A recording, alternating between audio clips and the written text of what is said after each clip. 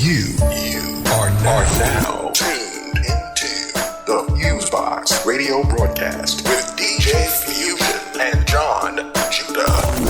Syndicated worldwide to bring real black radio back to the masses.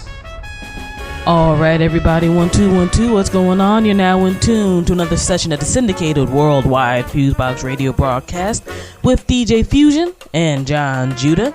Since 1998, whether it's through your FM dial, internet radio station, podcast, or website, we're up in the mix to bring you a slice of what we call 21st century black radio to the masses, which is a mixture of old and new school music from the black diaspora, which includes hip-hop, soul, funk, jazz, reggae, and so forth, as well as news, commentary, and interviews. On the news and commentary and mix-ins, you got myself, DJ Fusion, and on the side, you got my bro, Jon Judah. What's going on there, Judah? What's indeedy, whole wide world, FuseBox Radio is on the scene. Ready to do it mean, clean as a lady. Me and DJ Fusey. What's the deal, Fusion? What's going on? Doing all right. Glad as always to be ready to crank out another 3-hour show of fine tunes and views to the masses. So, first and foremost, we always appreciate our audience. Whichever way you listen, we deeply appreciate you. And we also deeply appreciate our broadcast affiliates who spread the FuseBox vibe to all the people. And with that, you can go to our blog site, blackradiosback.com, and click on the FuseBox Radio Broadcast affiliates link and find out all the wonderful folks and audio and written content of the people who spread the FuseBox love to the world. So much love to all of them. You can also check out the FuseBox Radio at any time. And our updates and stuff via our official website, FuseboxRadioOnline.com, FuseboxRadioOnline.com. And for all my social network people, pretty much just about all of our social networks end with /Fusebox Radio. So Twitter.com/Fusebox Radio, Facebook.com/Fusebox Radio, so forth and so on. And if you like doing the Facebook like page vibe, the FuseBox Radio Broadcast does have that type of Facebook page. You will go to Facebook.com/Fusebox Radio Show. When just type it in as one word and click that little thumbs up button. Helps us spread the word about the FuseBox Radio. You'll get updates and other good stuff through there. And lastly, shout out to our folks over at Planet Ill and Oh Hell No, planetill.com and ohhellnoblog.com respectively. We got the FuseBox Radio Vibe representing as a part of the writing staff of the music departments of both great websites. Excuse me, I'm dry throat today. And besides that, I'm on the promo spiel in. Just two more things, one of which is shouts out to our folks over at audible.com for being one of the podcast sponsors. We deeply appreciate them. You can actually get a 14-day free trial to get some dope audiobooks and whatnot through audibletrial.com/Fusebox Radio. Me, myself personally, I'm really big on audiobooks. I'm big on books, period, but it's pretty cool to be able to pop that into your MP3 player choice and, check out some good things that are happening and whatnot. So give it a try through that link. Excuse me. And the FuseBox Radio Broadcast is also going to be representing at the Care First Half Marathon with the Leukemia and Lymphoma Society's team and training branch around here in the new DC area, we also call the National Capital Area. You can go to our blog site at blackradiosback.com. On the upper left-hand side, you're going to see a little pink fundraising, square. And if you can give some funds, we deeply appreciate it. It's all towards a very, very good cause, and what we'll get into later on in the commentary and actual very good looked at charity in terms of the money that goes towards the actual cause. And that's for curing blood cancers, just as leukemia and so forth and so on. So we represented with the Marine Corps Marathon organization last year, and that went really well. So we're doing this other walk in March. So shout out to all of those great folks and what they do. And let's see here, we got quite a bit to talk about this week since a lot happened this week. Before I do that, we just got to shout out our new segment folks over at Black Agenda Report. With Glenn Ford and them. We got a new segment from them this week. Got a new segment from the nonpartisan media democracy organization Free Press with Media Minutes. And we have oh my god, excuse me, I get some water. And we have a new segment from our family over at the Black University Radio Network with the Direct FX segment. Shout out to Lamar Blackman and all those folks over in the West Coast. Yes, indeed.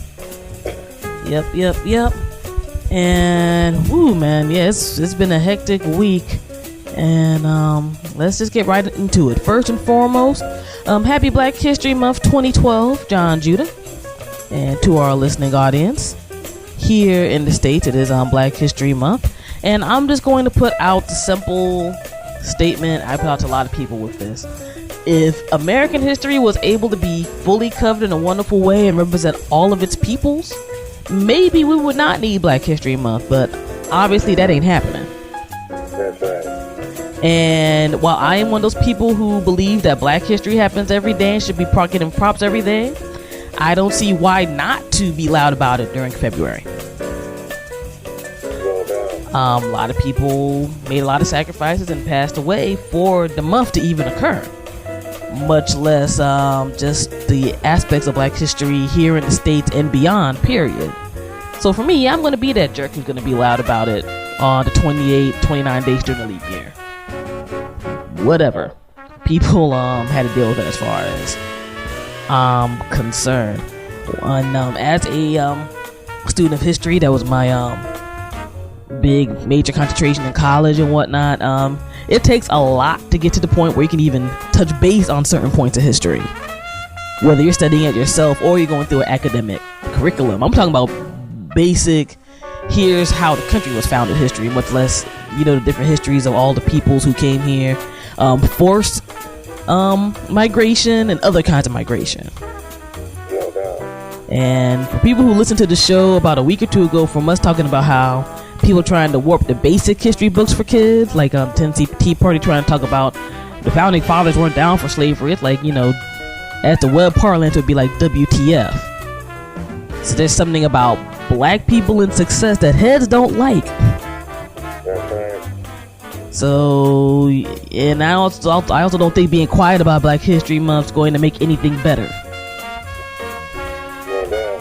And in the realm of history itself, Black people never progress by being quiet, especially in the United States.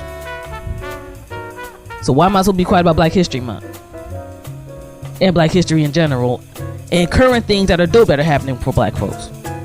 That's just ridiculous. So for me, happy Black History Month 2012. Y'all gonna be hearing about it, so oh well. Props to everybody on that end. No doubt. And hopefully people get to learn certain things, because I was a person on that side that didn't know certain things about history and religion, metaphysics, and some of those things that were rooted and based in Black and Black people and Black experience. So when I did learn, then it was like, I said, oh, okay, so I've seen both sides of it. Even though I was taught a lot of that stuff at home, but I remember the time, when I was young, I was just like, what is this? When stuff seemed negative, something seemed negative, but until, it was nurtured from around and I found out on my own, and that's when I realized that something beautiful about. No doubt. No doubt. And excuse me, speaking of Black history, we got some real sad news this past week. A man who made a major impact in terms of the world of Black music, especially in the mainstream, passed away. The creator of the TV Soul and business entity Soul Train, Don Cornelius. No doubt. And for those who may not be familiar with Soul Train, personally, I think I came in around the last, in terms of my mainstream memory of it, around the 80s to 90s before they had that transition when Don Cornelius wasn't hosting anymore. I think that was around the mid 90s he stopped hosting. All right. And for people who talk about, I was on MTV Jams or BET's 106 and Park and God knows what else, if there wasn't the success of Soul Train, I doubt those shows would be happening the way they are. No doubt. Soul Train lasted for 35 years straight, and it was one of those shows that I know, at least here in the States, if you have Centric, they still show reruns of Soul Train. And Soul Train was very important in the pre-internet, pre-cable TV era, because that was essentially the main black music show that was always on that people could access. Even when I was a kid, it was on like Saturday afternoons. And from stuff I read throughout this past few days with his passing, that was a lot of people Saturday afternoons. You hear that, at least, well, for my generation, before they did the theme change, it got kind of meh sounding. You had MFTSB's Love Is the Message playing with the little cartoon train rolling through. No doubt. And all that good stuff. And they had a whole bunch of different acts go down. I mean, you had everybody from James Brown to Jacksons, Marvin Gaye, to a lot of rap acts and other various people come through. And Mr. Cornelius, originally a native of Chicago, shout out to our folks in the Midwest, later became a DJ and a news writer, since he had people telling him that, hey man, you got that voice and that vibe, you need to be doing something with that. And they said in 1970 he pitched management over at the station he was working at the time, WCIU, to do a black version of American Bandstand. And Soul Train premiered during that year in August, with Jerry Butler and the Shy-Lights being the first guest. And things just went up and rolling from there. And as we say, with the business entity, besides him being the host and booker for Soul Train for the real long time, he also has started up a production company, so he did a whole lot of stuff behind the scenes. So a lot of our people who say they're businessmen on that end had to look at Mr. Cornelius on that end too. I mean, by 1974 he had the show carried over in 100 stations. No doubt. So stuff was really rocking and rolling and doing some dope things. So the Mr. Cornelius, as of now, we don't know what the exact cause of death is. They're saying that it's an apparent suicide. Again, we're not going to know at the time of broadcast all the details. But truly, he made an impact in the world of black music. So, as he would say at the end of each show, I wish you peace, love, and soul, and thank you for the things that you did by creating this radio show. Yes, indeed. Yes, indeed. And of course, it was a wonderful experience for me to have witnessed Soul Train coming up as a kid when my family could be around the TV. Mother, father, brothers, sisters, what have you. That was a beautiful thing. Fusion basically says everything, but so I'm not gonna get into too much detail. I guess we all have a Soul Train experience and how that went down and whatever. And I think all artists were influenced by Soul Train. Mm-hmm. And I think Don was married and got divorced not too long before he his death. And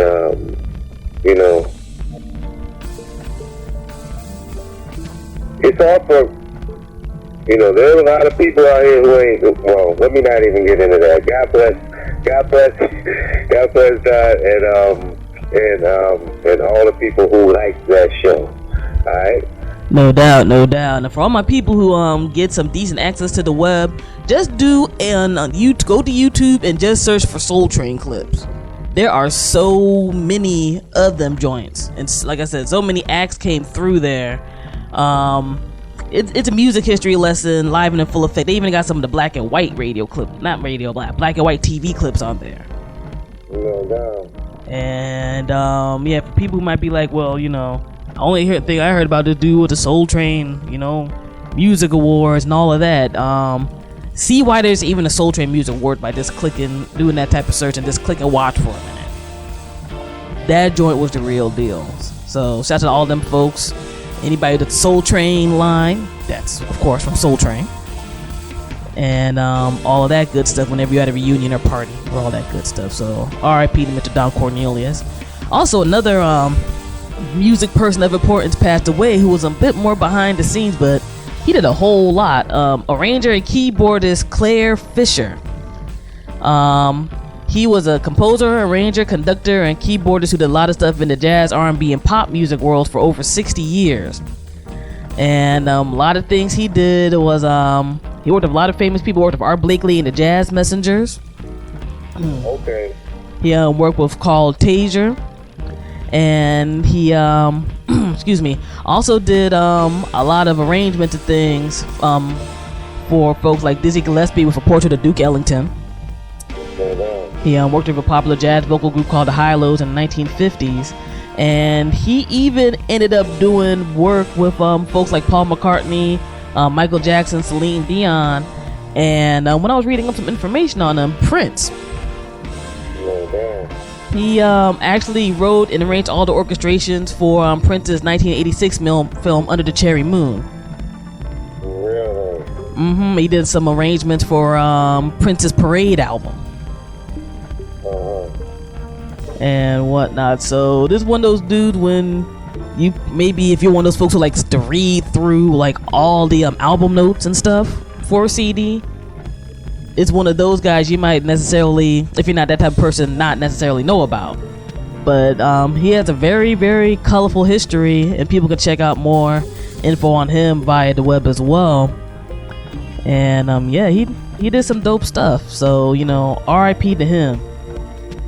And whatnot. You also go to clairefisher.com and check out his extensive discography. I mean, to a degree, I don't want to be like a diss or anything, but he's almost like that dude who was worked hard but was at the right place, right time, all the time, putting in work, like almost like a music Forrest Gump, as it were. Like he was always in the mix, but he literally was always in the mix. So big up to him on that. And now moving on through the news cycle this past week. It's been kind of a crazy week. Let's get right into some of the loony stuff, because it's just all pretty loony. Have you seen this video, Jon Judah, out of Atlanta from the New Birth Missionary Baptist Church of Eddie Long being crowned a king by some white Jewish dude? No. Ah, man, that joint made my head hurt during a lunch break earlier this week. Now, for those who may not be familiar with Bishop Eddie Long, we haven't talked about him for a while on the show, actually, since those sexual misconduct allegations with young men, which ended up being settled. There is a video that somebody got out of the church with him getting some kind of Torah scroll from some white Jewish rabbi guy or whatever, and them saying a whole bunch of stuff, and he gets declared to be, he's above a bishop now, he's a king, and blah blah blah blah blah. And I'm the type where I'm like, there's so much wrong with that, not as a religious scholar, but there's just so much wrong with that religiously, much less on other levels. No doubt. It's a hot mess. For one, I'm like, if you're a Christian, why do you need to have a Jewish guy crown you a king? Secondly, what gives that Jewish guy the right to crown you a king? And thirdly, that ain't the way to be, rocking and rolling with some Torah scrolls, and they got this fool being carried on this big old leather chair with for all of our listeners who follow Judaism, I'm sorry if I don't know the technical term for it right now, but it's like one of those prayer shawl type deals around his neck and whatnot, holding these Torah scrolls and being like lifted up in the air. Now that's some devilish-ish if you ask me. Yeah, that ain't right. That's not right at all. And the web, the black web, and a lot of the web who represent certain parts of Judaism were really upset at this, and I think for good reason. I think for good reason. I mean, even if you're not the most, quote unquote religious or spiritual person in the world, this looks like foolery.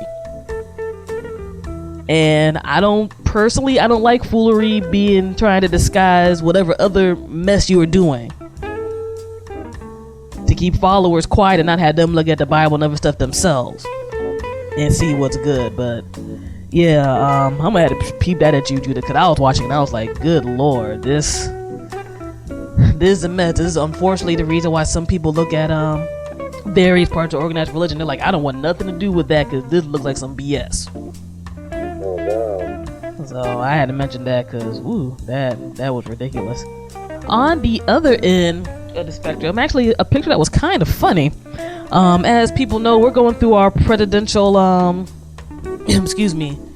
cycle here in the United States. Nominees are getting put together for the Republican Party and what have you.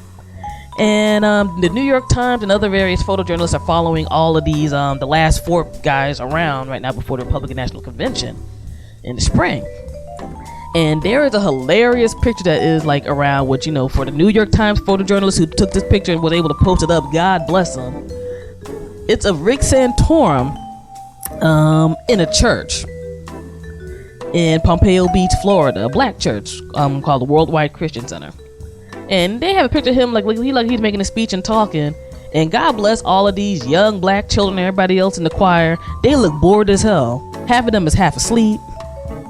Half of them are side-eyeing him. I'm like, see, because kids know BS when they see it. And for people who are following me on the FuseBox Radio Twitter or on Facebook page, I posted this joint up because I was laughing literally at my desk for a good 5 minutes after I saw this joint, because it's probably one of the most real pictures I ever seen, where they're like, yeah, I ain't buying what you're selling, guy, but all right. Let's keep it rolling. Whatever. It's like Black Jesus don't endorse you. It's like he was allowed to be in there. Mm-hmm. And it says, so the cats who are up on top within that organization sanctioned that. And that's a whole other subject matter too. It's like, why, like literally so many people are like, why is this fool in our church? I am not feeling this. This ain't an Obama photo op. Who's this joker? Do a little bit of reading. That dude ain't for most people of color, most poor white people, hell, or middle class white people. But that's a whole other ramble for another time frame. And speaking of people who are not for folks of a certain economic class as a whole, and going on this entire thing with the RNC trying to find their candidate to run against President Barack Obama this year, Mitt Romney, this dude, I'd hate to be his PR person. I despise being his PR person because it's like he just finds a way to put a foot in his mouth past that silver spoon he was born with, or whatever. Like, he literally made a statement, I'm not concerned about the very poor, earlier this week. When he was addressing the issue of, what people need to improve the government and the economic situation and stuff here in the States. And if that's not classist as hell, I don't know what is. You're not concerned about the very poor? In other words, we sometimes understand that people, talk various yang or whatever when they're on the political lines, but when you have still nationwide at least between an 8 to 10% in unemployment percentage for people here in the country, just because you were like literally born into money, you can't be like, yeah, I ain't concerned about them poor people. You ain't gonna even front like you are. Yeah, that's not gonna endear you to a whole lot of heads, yo. It's just not going to work. And it's worse that he was just there like, yeah, I know them. We'll hear from the Democratic Party on the plight of the poor and blah blah blah, and it's not good being poor. And we have a safety net to help the very poor. And it's like, what safety net? Unemployment. Nobody balls out on unemployment. Nobody balls out on welfare or Medicaid or Medicare or Social Security, which the way they've been making it sound, at least since I've graduated from college 2001, I might not never see my damn Social Security come into my hands. or whatever. But this like mystical middle class, I'm like, a lot of people who are or were middle class are paycheck to paycheck, they're kind of poor. So who are you talking about? What are you thinking about? Of course, he had to do the backward shuffle after a few days of people from all sides of the press getting on his case. And I think that's probably so. I mean, when you have Rush Limbaugh talking about, damn, dude, you're coming off as a stereotypical Republican. What does that mean? Like Rush Limbaugh talking about, dude, you ain't coming off right, man. You coming off real corn right now. Nah. Then again, though, we thank him for revealing his true corrupt nature. So that was good. Because that was just really what he felt. Yeah. He apologized. The apology just means that it's soothing, maybe something soothing to your ear. But that's what his gut was. You know what I'm saying? So, you know, I can't see anybody with a black would have voted for him before he made that statement. No doubt. And it definitely help him out now. And I think if people can keep their memories right, it's not going to help them out with the general population at large. I mean, as much as they like to throw out that, well, these folks ain't his demographic anyway, it's like, who has a whole lot of money in America right now? Period. As much as they want to push the stereotype on people, black folks ain't the ones clogging up the welfare rolls. That's right. We ain't the one clogging up the unemployment rolls. Unfortunately, I think we have a higher percentage of people who are unemployed or whatnot at this particular time frame. But we're not the ones running out or quote unquote getting a handout and driving caddies and whatnot when nobody got no gig. A lot of people who have, if you've ever been on the side of unemployment, you want to get a gig. You don't want to go through the system if you don't have to. You know, it ain't no point of pride. When you see these occasional stories pop up, we see these huge lines of people trying to get any kind of public assistance, especially of housing. That ain't because people want to go that routine. You'd rather be able to earn your keep. But I mean, hell, you supposed to starve because you don't got no money? You supposed to not be able to get sick because you got no money? That's ridiculous. But then again, you know, a lot of these cats got their issues and whatnot going on, and that's just nuts. That's like code words for hate black people. Because of welfare and that's a code word for hate black people and that. So therefore they inflate something that never existed. Statistics and ideas about what that never existed. No doubt. Or like little code word like food, like Obama's the food stamp president. And as I've said before on the show, I'm like, look here, I think there's plenty that one could properly criticize about the Obama administration. For one thing, he's a grown man and he needs some criticism, and he's president, so that's going to happen. Like, there's legitimate issue that people can get on, but the issue that one would think one would get on, none of those guys get because they want to have that power. That's all it's really coming down to. They want that power, and they want that dude who's brown who they really can't pin their regular amount of stereotypical dirt on out of office. And at this stage of the game, it's been about 3+ years. If your main argument is, damn that Negro and his elitist knowing how to read and be able to play the game highfalutin ways in his pretty family, that's a damn problem. If that's your main argument at this time and age, that's a problem. But, you know, I don't know. Speaking of another story, very interesting story, which I'm sure more information will come about as time moves on. I'm sure people know about the hacker group Anonymous and the various things they've done the past few years. Everything from revealing a lot of the Scientology information files to assisting WikiLeaks and other things. They ended up shutting down several neo-Nazi sites owned by a dude named Jamie Kelso, a former John Birch Society member and assistant to David Duke, as well as the moderator for the white supremacist website Stormfront. Now, you want to make yourself mad? F around on Stormfront one day and see some of the crazy mess people post up on that site, where it's like, man, if y'all don't believe y'all got some freedom of speech, I don't know what that means. I don't know what that means. Anyway, Anonymous, through this particular takedown, these neo-Nazi websites, said they have recovered emails from Mr. Kelso talking about that Ron Paul regularly met with members of Kessel's neo-Nazi political party Third American Position. It was even on several conference calls with their board of directors.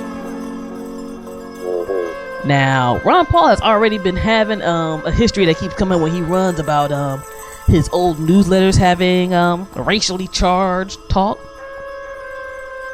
and anti-feminist talk and other things. And I'm sure if this stuff does come out, it's gonna be bad for Ron Paul. No. It's gonna be very, very bad, and I'm curious to see how this goes down. Cause Anonymous, however you feel about those cats don't play. If they got documentation, they feel like putting it out, it's going to come out. No.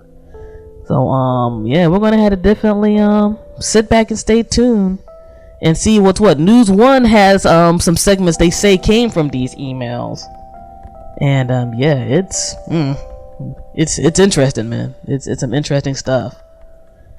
So more to think about when these folks are on these political trails. I'm not saying you got to be Democrat or Republican, but I think you need to be smart about who the hell you're trying to back up, and that's just how it goes. All right. And lastly, on the political end, a lot of political news this particular week. Funny how the beginning of Black History Month, so much stuff directly and indirectly that affects black folks in the news. Some people might have been hearing about the huge controversy that happened when the Susan G. Komen Foundation, which a lot of people know for their nonprofit organizational work with breast cancer awareness and trying to find a cure. They ended up having part of their staff getting taken over by what they call quote unquote, when I say quote unquote, conservatives over here. A lot of the extremes of the Republican Party. And they tried to take away a grant that was given to Planned Parenthood specifically for breast cancer screenings and mammograms. The proverbial ish hit the fan. They had to give the money back due to the horribly bad PR that went down. Now, I'm gonna put it like this. People can believe whatever they want about abortion. I think it's a very private matter. So whether it's, a spiritual thing or whatever else, if you believe all of that, but the vast majority of what Planned Parenthood provides with their clinics is like regular basic health care, including for people who've had kids and whatnot. Especially when you don't got no money, you're in like a low to middle income place. You're able to hit up a Planned Parenthood. So what would have been almost $1 million out of their budget, just for the sake of people trying to be like, well, it's about because there's an investigation which was done by which is of course done by Republican cats or whatever, and then a whole bunch of back talking and nonsense. What could have happened on a trickle down basis would have been devastating if some of these places closed down. And I find it funny that some people who want to say the term pro-life, it's like they're only pro-life when you're in a womb. Cause the second that child's born, they ain't got no money. You don't want to have them get no type of assistance. You don't want to have them get a decent public education. You don't want cats that got no health care, and you don't want them to get no sex ed, which may avoid some stuff happening, whether it's disease or early pregnancy or whatever. But you pro-life though. And then with something like this, where it's like this, it wasn't going towards none of the other stuff that can cause controversy. That money was going towards freaking breast cancer screenings for people who ain't got no money. But you were going to mess around with that though, and I'm a little passionate about this particular aspect of things because I have family that has been affected by breast cancer from stage 1 to stage 3. And some of them being older, they don't got the most bread, even though they've worked for a long time or whatever. Some places like this, especially when they were younger, helped them out back in the day, and I'm sure helping out plenty of other people. Now the backlash was ferocious, like extremely ferocious. I mean, you had a lot of folks like, I'm never donating to this other organization again, especially because their overhead is crazy off of marketing and whatnot, and it's not really going towards this cause like it used to be. So on one end, I think it was good because it made people look more in terms of where they give their money in a charitable aspect. But also I think it's another thing on top of these situations with everything from Occupy to SOPA and PIPA and whatnot, that shows the power of what individuals can do through the internet and how this word can spread and people can do something.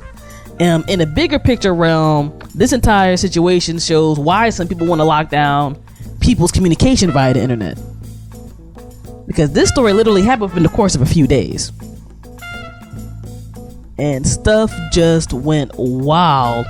And Coleman's foundation, I think they just had some terrible PR people, because they were trying to do everything from erase stuff off of message boards to trying to make people sound like they were crazy. And that didn't help up their PR either. On a personal note, I've walked in Susan G. Komen things before and what have you. And, you know, I've done some research here and there. Their marketing tactics or whatever is a whole other different subject for another time for them to talk about. But yeah, this was something that was kind of bugging me out, especially because as a Black American woman and as one who did not have a lot of money during certain periods of my life, these clinics and other places help out people, and to just wipe that out for the sake of a hypocritical pro-life stance, to me, is ridiculous. So, you know, one thing that I would like to say about it is to kind of give it another twist or balance. Is that Planned Parenthood in its very beginning started under Hitler and the Third Reich. When they migrated to the United States, they became, and when they and Nazis and the scientists migrated to the United States, they became Planned Parenthood. So, though they did certain things, they had an agenda that was for subverting black fertility in the United States. They might have done some good, but that was their agenda. So when I hear about this, that, and third, or mayors and whoever giving money, I mean, to me, like, I'm not a woman, so I can't deal with that. But I know what that organization originally, their original drive was. What their drive was in Nazi Germany, and they just changed the name. It's like you have an alias. You know, it's some of the same, you know, money that was in it, that fueled it. That when they came over there, they were still living off that bread, basically. You know what I'm saying? So, you know, I think there's a balance to that, and, you know, maybe they, you know, I don't know if their reason is my reason or rationale, but, and I'm not convinced that, you know, people can walk and do all the things that they choose to do. I'm not convinced that these organizations really do anything. That's just me. So I believe that it's more based upon you controlling the energies in your mind, whether it's through thinking, breathing, and the way one eats, which is really going to change those things, as opposed to an organization that may or may not get that money to somebody to help or do anything. You know what I'm saying? That's just my stance on it. I think that, you know, of course, I'm not anti-medicine, but I do know that once you get to that doctor, you did something wrong. And I can dig that, and I definitely appreciate the balance with your opinion. That's why we do what we do.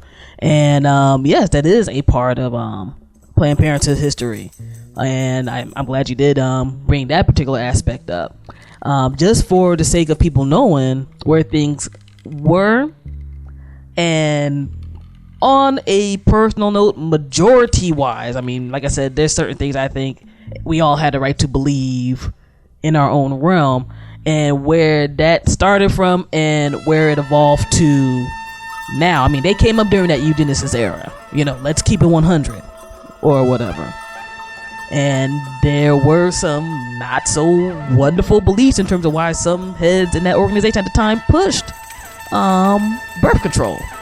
And a lot of that was towards women of color and those who did not have funds as well. And those who, I'm trying to think of the PC term right now. I can't think of the term right now. Those who might not be full of their mental capacities, I'll say, or whatever. And for that sake, yes, I think there's a good reason why some may want to be like, just because of that history, they don't want to deal. But also on the other end, I think that particular aspect of their business is extremely small compared to other stuff that they do. And just for me personally, I just look at it in the realm of, well, if you ain't got shit else, no place to go, well, there goes the edit. If you got no place to go when you got no bread for basic female checkers, like for getting a physical or for getting your other stuff, to cut out that resource for some places means you got no place to go. So for an agenda where we all have political belief systems and whatnot, and Susan G. Komen can perfectly have their political beliefs, but to not put that out on Front Street and to risk a lot of people's situations, it's just bugged out to me. So I think that was definitely an interesting story, and I just wanted to touch base and mention that. And shout out to everybody who's shout off a whole bunch of stuff to me about this besides my own reading. Just some interesting stuff. And in the day, I think it was a people power thing where more and more people are leveraging this net, I think, in ways that the original founders of the internet weren't maybe thinking about. And this is some stuff that people got to keep on their toes with. Nothing ever happens when you're silent. Nothing. Also, if you're a woman that doesn't want to be involved in Planned Parenthood, do not feel ashamed. There's no need, no. Do not feel ashamed of that. You know what I'm saying? That's just, so I just wanted to throw that in. No doubt. Nobody here is, like, just to make it clear, nobody here is definitely saying that, you got to be all pro, whatever. I like the narrative of how this went. I mean, there's other options in various places, and I know for some places there are no options, but nobody got to feel bad for not being 100% gung-ho A, B, C, D, or E. One of the funny things about the story I thought was that it wasn't necessarily so much even some people who were pro said organization, they were anti the hypocrisy of the other organization. Where it's like, if y'all are promoting this in this way, why don't you just say so? Why you gotta hide behind a lot of centrifuge? And we got a lot of people who, when they get to the point of having a whole lot of money or hiding behind a certain political stance, there's a reason why they're not putting it out there, because they don't necessarily have a good agenda either. So, interesting deal. And lastly, to wrap things up before we get into the tunes and all that good stuff, I know Jon Judah got some fly tunes this week. I got some fly tunes this week for the mix. Just want to bring up this one interesting story that personally just made me think a little bit. Now, you know that there's times you hear about people quote unquote discovering various tribes and stuff up in the Amazon and other islands that have not been touched by what we call modern society in this day. The interesting story I peeped on the Al Jazeera website, where they're talking about in Peru, the government there is trying to stop unwelcome visitors and logging from forcing out or decimating one of these tribes called the Macho Piru, which essentially, you peep some of these pictures, I'm like, you got the what some folks call Indian/black folk vibe to them and whatnot. This tribe was listed as one of the quote unquote 100 uncontacted tribes in the world. And one thing they're talking about is with this particular tribe, how some of the contact they have with, again, quote unquote modern society has gotten people sick. There's been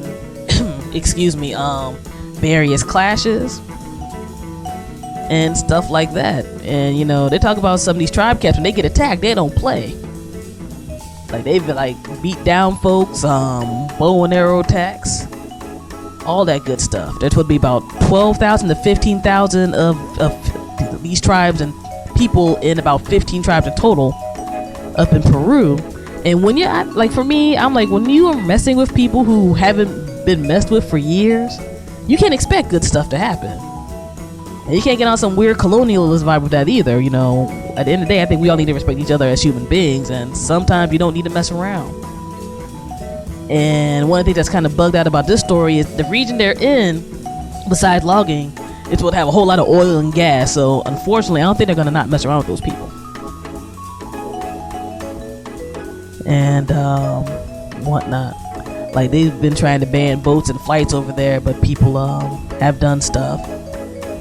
And I think, I don't know if it's this particular drive, I think even about a year or two ago, we talked about a story where a helicopter flew over one of these things. They showed, it was like this amazing picture. They showed this tribesman firing an arrow at this helicopter.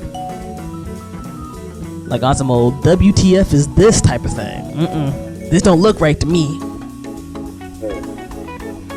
And people can search for that on the web, because I mean, I think it was one of those award-winning photos during one of those years. Like, you literally see this really dark-skinned brown dude holding up this arrow and just firing at the joint. Like, this ain't no creature I seen, but this seems a little evil to me. So, you know, I hope those folks get some peace over there, and I can appreciate the Peruvian authorities wanting to maintain that part of their culture on their lands. And yeah, man, that is about it. Like I said, a lot happening on various levels this first week of Black History Month 2012. And yeah, let's get into it, man. This is 21st Century Black Radio. No payola infecting our airwaves. No audio icoonery nonsense affecting our airwaves. We're just gonna get into some good jams so you can, you know, get your dance on, get your mellow out on, and all of that good stuff. DJ Fusion Jon Judah, FuseBox Radio Broadcast. DJ Fusion Jon Judah, making it happen, syndicated worldwide, and ready to roll. Any shouts or anything, Judah, before we get into it? Yes. Big shout to the whole wide world, of course, all my people in Jersey, NY, Philly, one love, Black America. Alright? Peace. Alright. FuseBox Radio Broadcast with DJ Fusion Jon Judah getting in the mix and rolling out. Peace.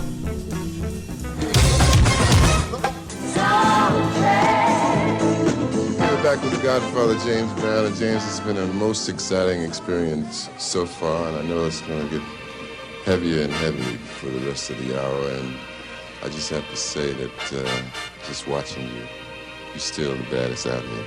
Oh, thank you very much. I'm just trying to keep up with the Soul Train dances. Yeah, Nobody said nothing. How about it for the Soul Train dance? James, if you had some advice for young people, what would you tell them? Well, first thing I'd say, get yourself together. Because before you can get anything else together, you got to get me, yourself. Hey, that's very short, but it's very direct and right to the point. I don't want to take up a lot of time because I think they want us to get into hell, which is the next tune we'll be getting to.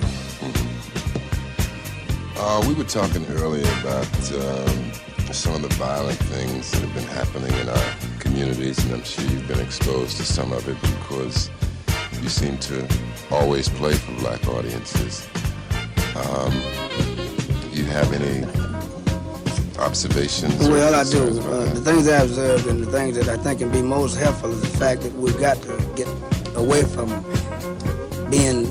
taking crime in the black community, keeping it in the black community. In other words, black on black crime, blacks killing blacks.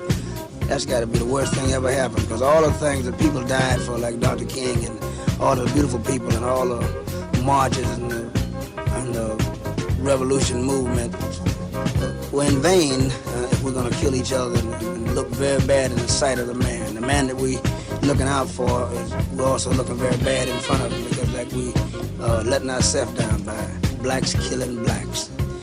Prevent blacks killing blacks, and then I think the gang thing will come to an end pretty well too. We have a young man in the studio who I think is an astounding young brother because of his youth. He's only 19 years old and he's accomplished a lot. He's here to make a presentation to James Brown, and we'd like to welcome him warmly. His name is Al Sharpton. How about it for Al Sharpton?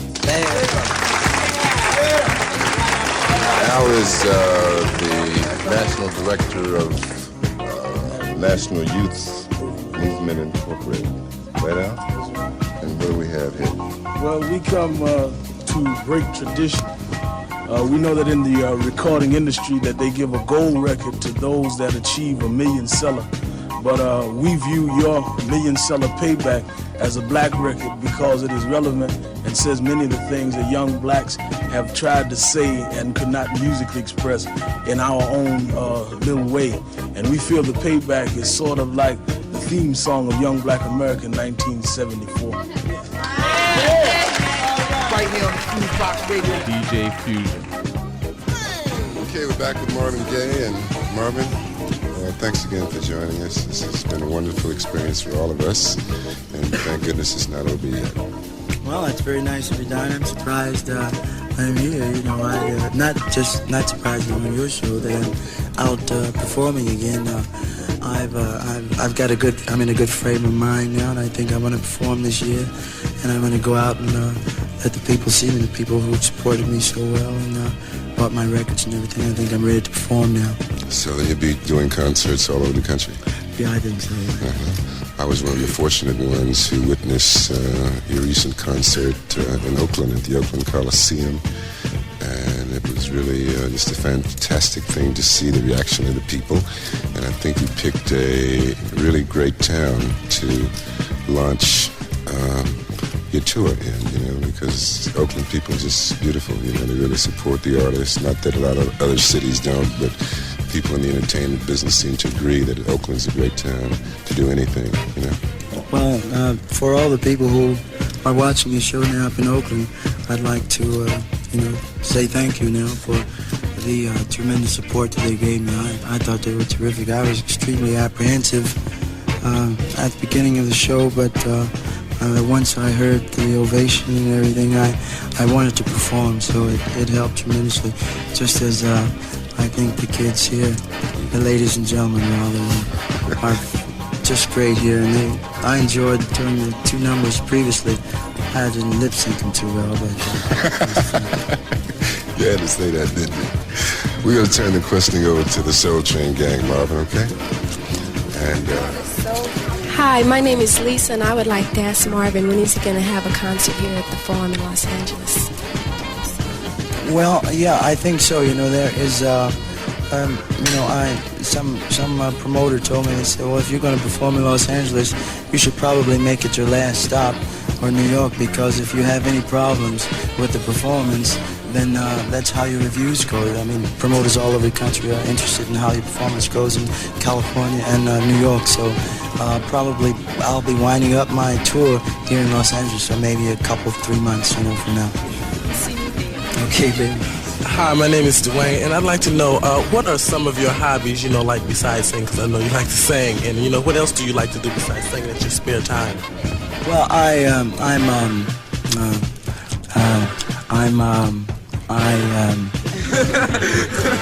kind of sensual, and I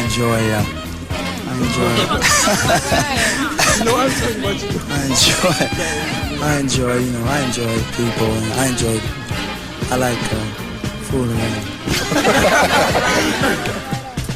My name is Fawn Keonis, and I like to ask you, how come you was away from the stage so long? Well, I never, I had an unfortunate incident. I know if some of you are old enough to have, Tammy and I recorded together years ago, and when we lost her, it affected me really quite psychologically, and I really didn't care to perform after that, so that was the reason. Hi, my name is Vicky, and I would like to know whose idea was it for you and Diana Ross to get together and record an album? It was Berry Gordy's idea. Got time for one more here. My name is James Phillips, and I'd like to know, are you and Diana Ross going to make another album soon? I love Diana Ross. I mean, she's a beautiful person. She's really a beautiful human being, and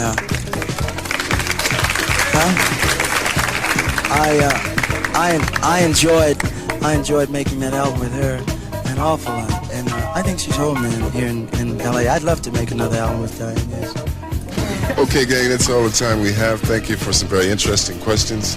Marv, what would you like to do for us now? Crack up, Doc. I'd like to do Let's Get It On. All right. So what do you hope to accomplish with this then, the Soul Train Awards? What's your goal when you put on a show like this? The goal is very simple, and that is to have a celebration that is solely for the purpose of applauding soul music, or people who work in this area, particularly the artists, versus having soul music be a part of another celebration or someone else's celebration, and as such, in many cases come off as an afterthought.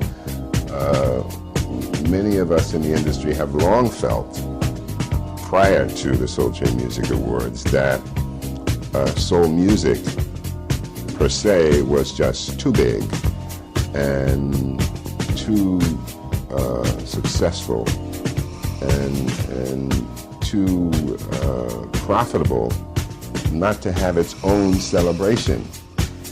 And that's what our goal was when we started the Soul Train Music Awards in 1987, and the goal remains the same. And it's very simple. We just think that soul music is big enough that it doesn't have to be part of someone else's celebration, whereby many of the important awards don't even get on television. Right here on the FuseBox Radio. DJ Fusion. Hope you'll climb aboard next week on these same stations, and you can bet your last money it's all gonna be a stone gas, honey. Always in parting, we're gonna wish you love, peace, and soul.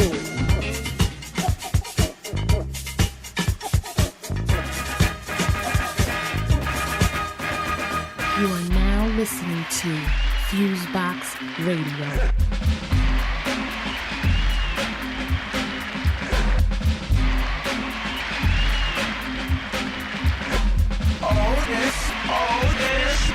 This has the mighty gizmo. Oh, shit, coming straight out the toilet. Take a rapper's rhyme that is fresh, then I spoil it. Tear the mic that's red, but heads the feds. You wanna battle me? Huh, you're better off dead or arrested. These rhymes are manifested. Hip hop, that's what I'm infected with.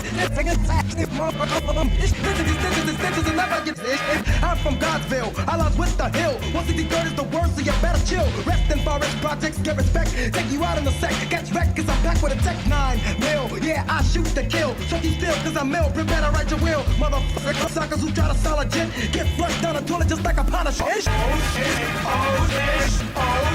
a mighty solid. The rhyme is hard and I wrote you apart from the beginning to the ending. I send my regards to those who on the dead. Tell them what I said. Half of y'all believe mentally dead. You're no good as the mayor, no good as the fanny. Is definitely no good with the mic in your hand. A true king power rests behind the throne, but I'ma leave all the king stuff alone. I'm a self-made, getting paid, love on rap, and I can crush the world in the finger snap. I eat them seeds like a cannibal, attack them like an animal, take down whole empire like Hannibal. You don't want no beef in that, very understandable. MCs can't stand me, those are the fan me. No matter what you say, I do my fans demand me. Damn, Saladin is wicked. I'm the fat gangster, the head honcho. My name is Fat Joe. Never call me Pancho, solid as a rock. Bigger than a boulder, you're just one name that I put in my folder. Labeled the loser, cause I choose to beat that ass so bad. People call me the bruiser. I'm sharp as barbed wire, and we're fresh to tie. You get lit up just like a forest fire. So stop sweating me and jump off my jock. I mean my Jimmy, my tip, my this, my rhymes are you with, so use some laughter. Your rhymes are played out, you owe it for snapper. Call me a dog, the color I'm wearing is black. My rhymes are dope, they stimulate you like crack. Not a myth, not a fib. See, I'll get you open. You'll be on a mission to hit my rhymes after this smoking.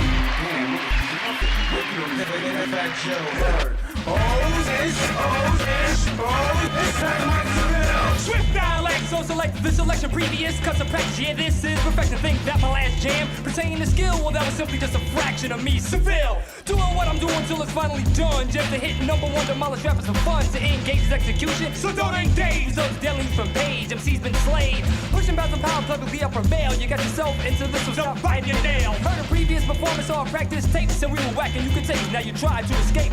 Fleeing is impossible, you try to get away, but if you get past me, you'll get smashed by Jay. Jazzy's no joke, justifiably invincible, no joking, no hope is serious for me. So Phil.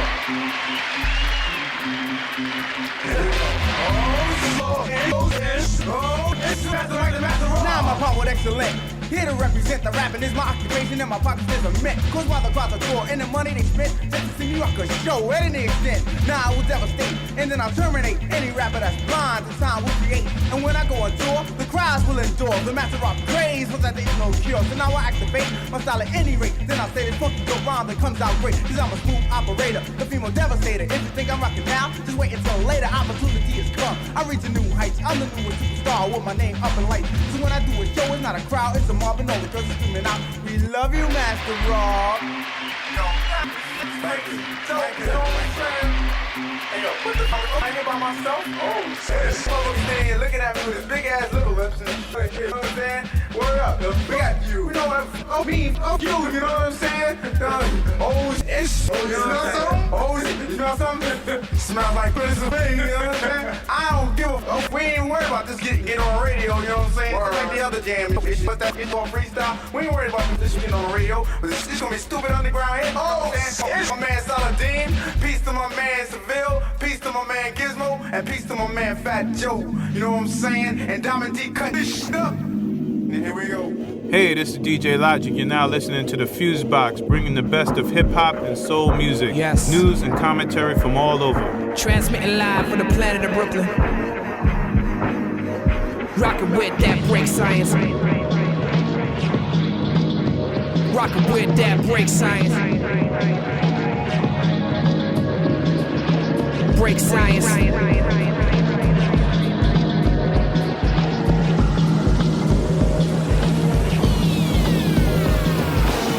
Science. Musicians create alliance, take them higher.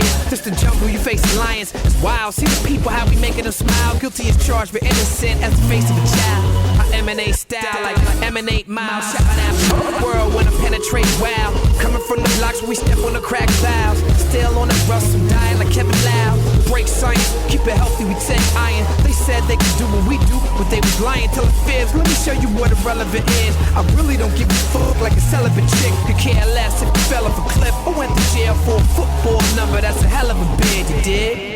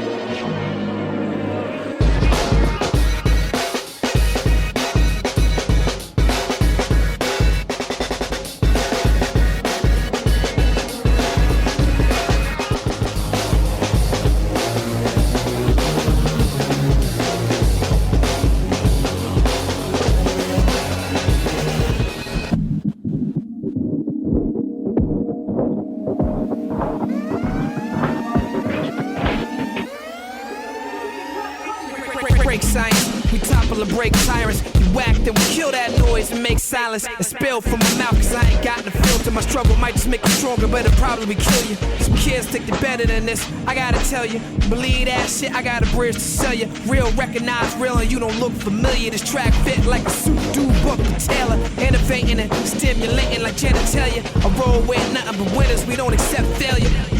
No, we don't accept failure. No, we don't accept failure.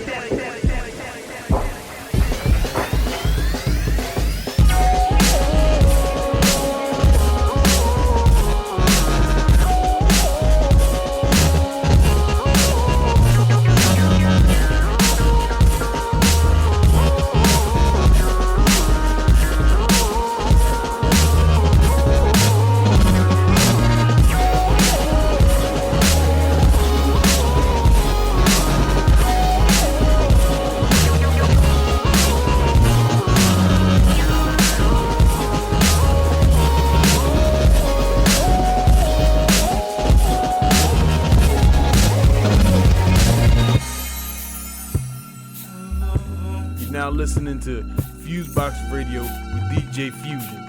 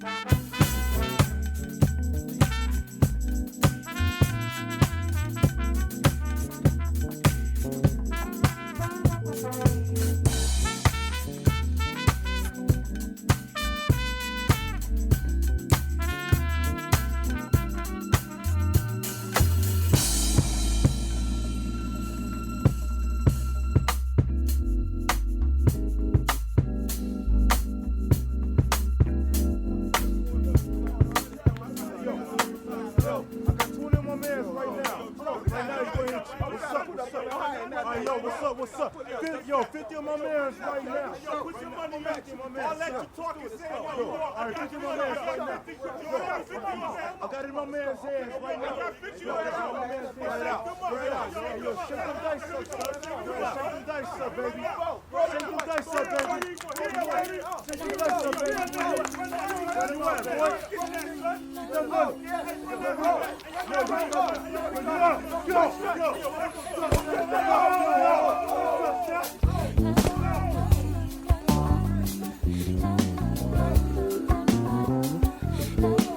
You are now listening to FuseBox Radio.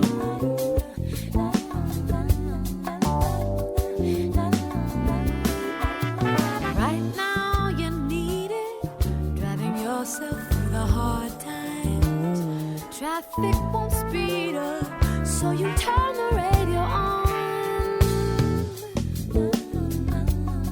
But it's the same old stuff that just makes you young.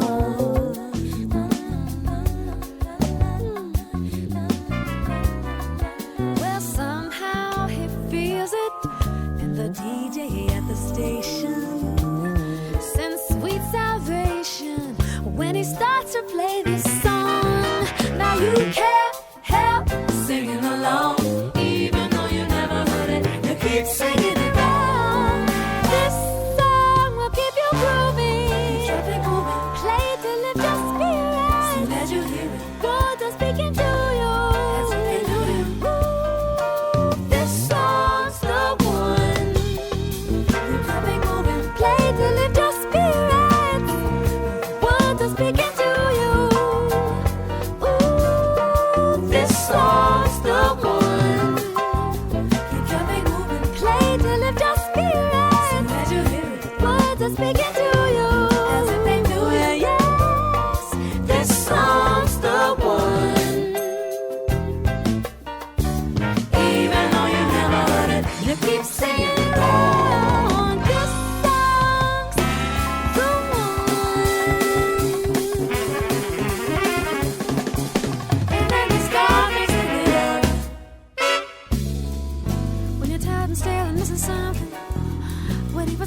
magic to come and make you feel better.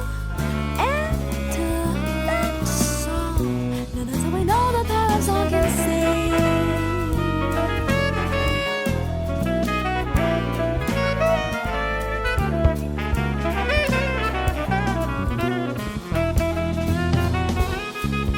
When his heart said I'm missing something, what he was a magic to come and make you feel better. Enter that song. Now that's how we know the power of song can sing.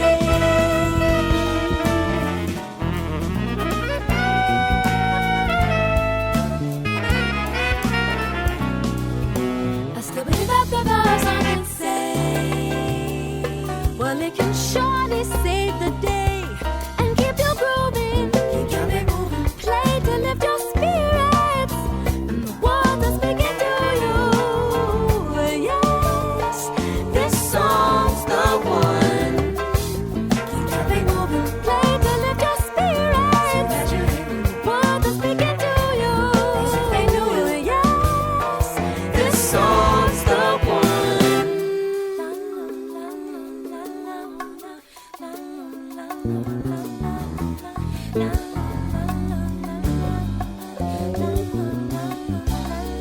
Smiling and driving sounds like soon it might be over. So you pull over and start scrambling for a pen.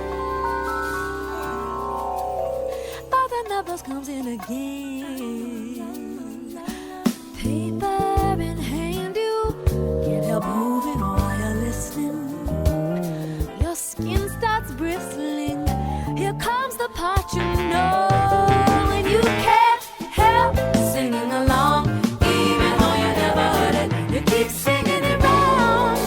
This song will keep you grooving. Play to lift your spirits. The words are speaking to you.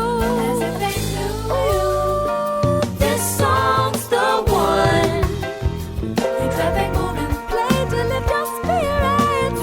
And the words are speaking to you. Ooh, this song's the one. Keep traffic moving. Play to lift your spirits. And the words are speaking to you. Yes, this song's the one.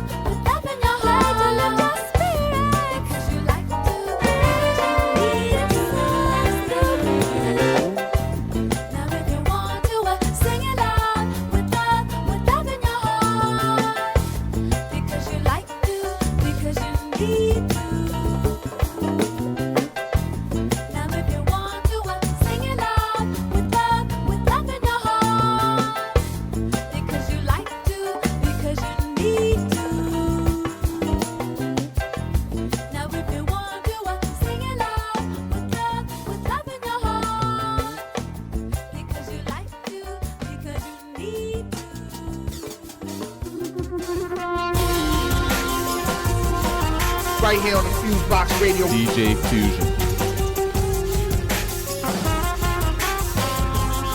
Well, they say it's a cold world, but we got a cold plane, my man. Rest in peace, Gil Scott.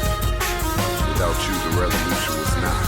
From the Indians who welcomed the pilgrims into the buffaloes who once ruled the plain. Like the vultures circling beneath the dark clouds, looking for the rain.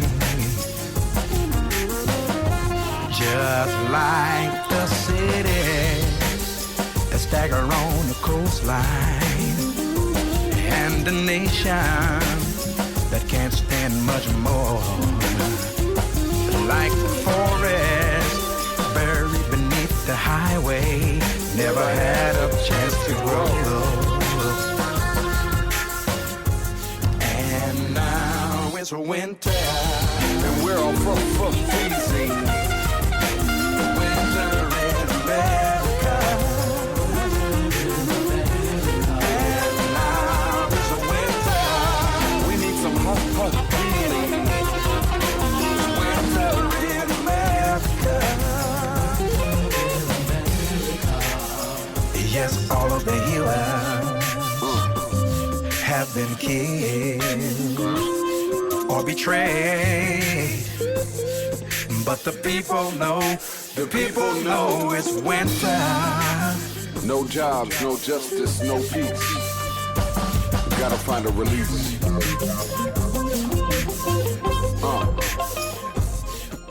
Well, if it were to rain now, would we get a cleansing? No. America is strange.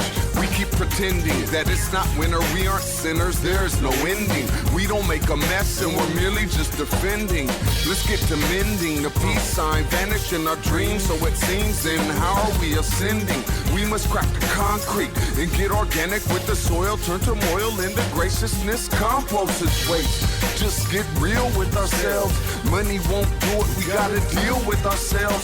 Try and help a friend, save your soul, go within, show for them an opening, crawling, it's all and we're all uno.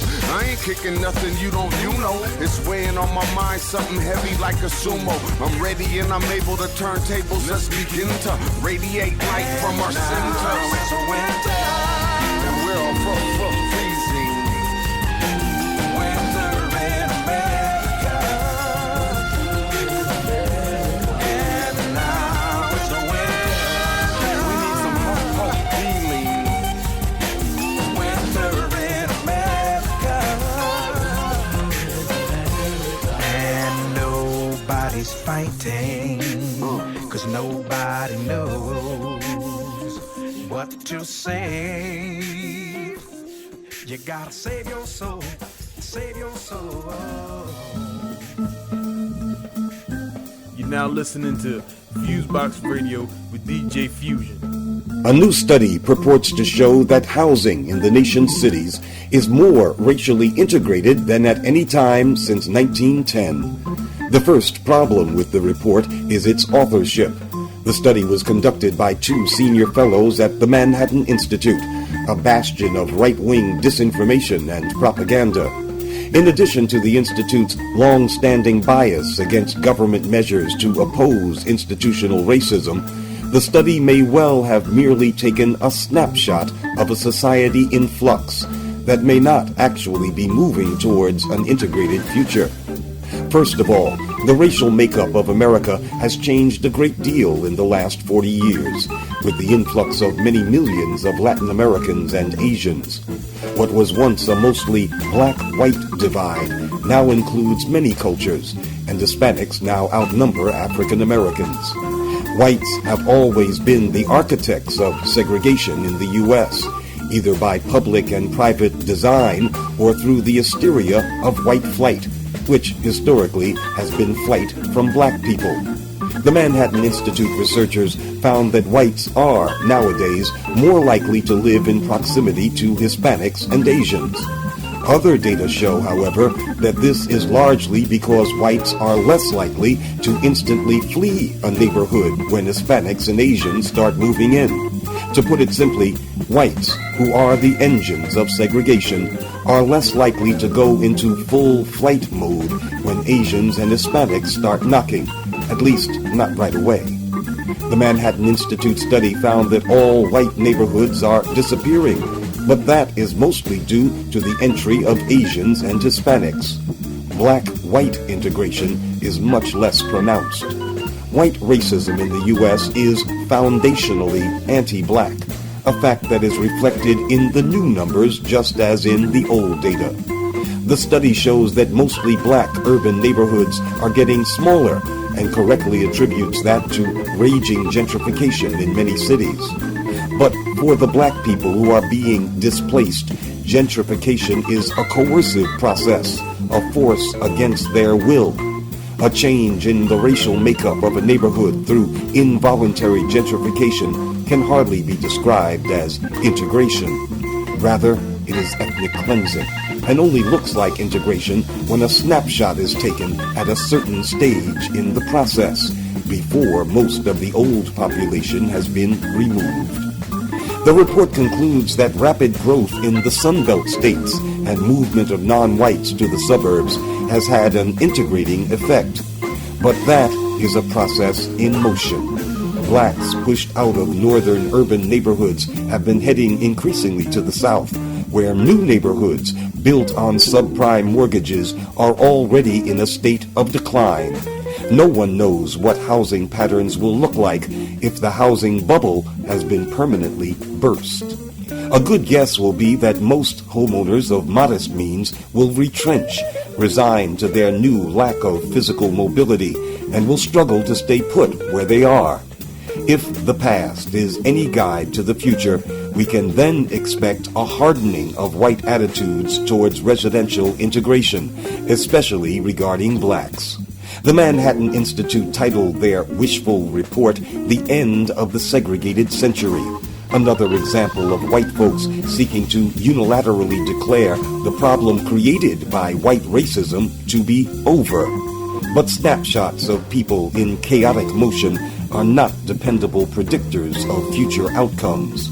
Segregation will not be dead until white supremacy is dead. For Black Agenda Radio, I'm Glenn Ford. On the web, go to blackagendareport.com.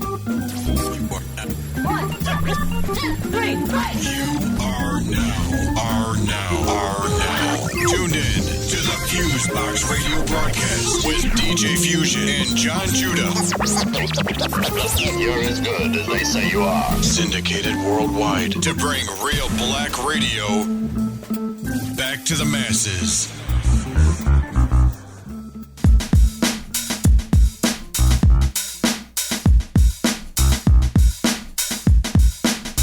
What if you could eat a rat? What if you could feed a track or be a top chef but you ain't need a hat? That's the scenario I'm about to present. Give me a minute and I promise I'ma start to make sense. Would you agree that every time you hear a song you consuming it? Got an appetite? What's the quickest way to ruin it? Consume a bunch of junk, body is conditioned. You full but you ain't had a single ounce of nutrition. Eating the milk can easily compare to turning your radio up to get an earful. Be careful. You gotta make sure that your body got its nourishment. Gotta be keen on what your music is encouraging. And while you checking on the message in your beats, be careful of the essence of your meats. Now would you eat a Amadou Diallo burger, Sean Bell sub? Them animals is murdered in that same cold blood. Real talk.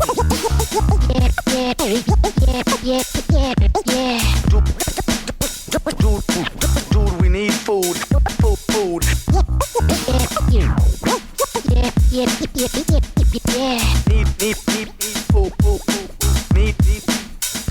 Food.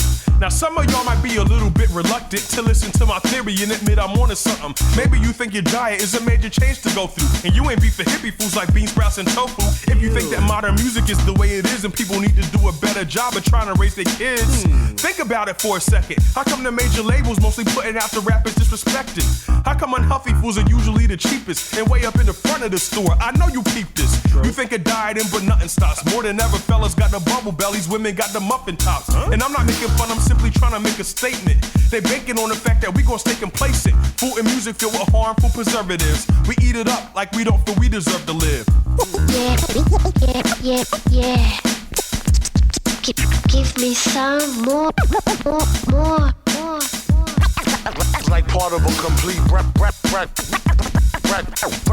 breakfast. More. Where do we go from here? What's the resolution? Why can't we have consumption without having executions? Whether you talking about animals or people, when you consume and murder, then you manifest as evil. It's all about mental conditioning. Most of what we think we really need to lead to some kind of imprisonment. We want it now when it had better be awesome, and we don't really care how it affects us in the long run. Like getting married on a blind date, a fast food society with a microwave mind state. They'll feed us anything they think will fit the need. They trying to get our sons to feed our daughters chicken feed. And they got a pecking order. The ones without no mom and no dad is who they beckon in the slaughter. So watch what you consume in the mood it brought. Cause no matter what, it's all food for thought. Dude, we need food. We need food. More food. You're now listening to FuseBox Radio with DJ Fusion.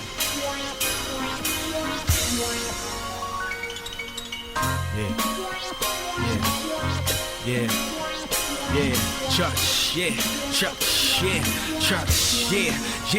yeah. No longer will you fools or moral cesspools where the youth believe in you pathetic excuses for human beings while followers and their culture teeming with variety. You're completely meaningless in society. Pure lies you despise, but me, your minds are like inspiring to galvanize emancipated minds in dire need of food for thought and the desirous high surprisingly remove your veil from their eyes and you fall from all inspiring flaws you fall entirely around your insecurity, outwardly fantasizing your financial durability and sexual conquest. You act like the concept but getting please so far-fetched. The definition of a man is out of context. If anything, respect the farmer, not the darn bread. Hide the knives under your sleeves with your arms stretched. The seed is in the wind. Yes, niggas got me preaching again. Houston, we have a problem. God is touching you in such a powerful way right now. Oh, God, I don't know about both sides. Did you feel that? Yes, I did. I did too. Get ready for supernatural miracles.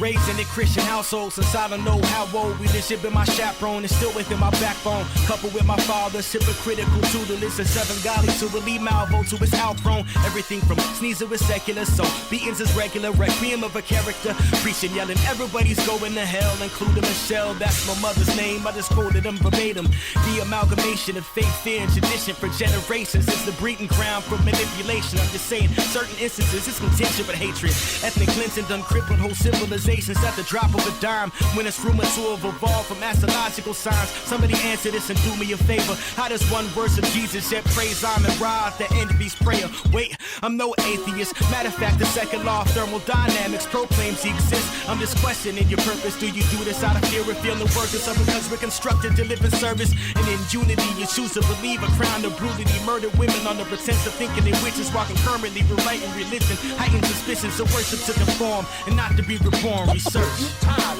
of the devil stealing, if you're tired of the devil killing, if you're tired of the devil destroying your life, you must order the personal care package, and you got to order it right.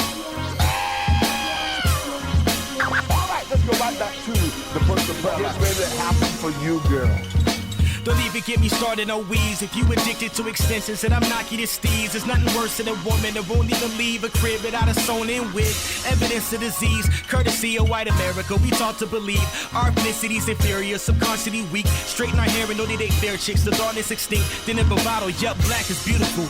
Same crap as usual, traded our slave ships for a fake sense of freedom. Mental slave ship, per diem, we embrace European traits. I.e. Sammy, could you gladly explain why you think bleach is okay? Are you motherfucking insane?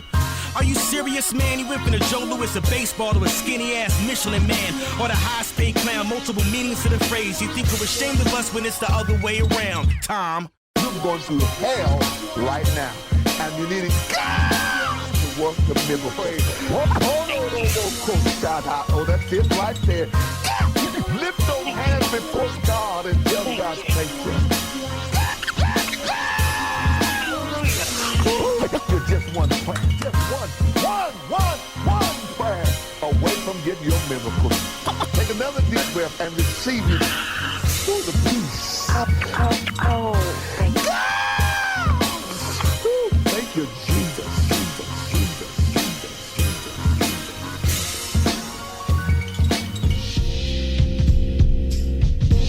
You are now listening to FuseBox Radio. Dream over land, my soul is from.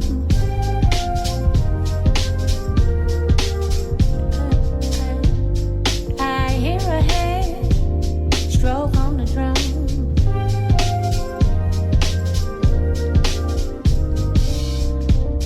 Shades of delight, cocoa hue.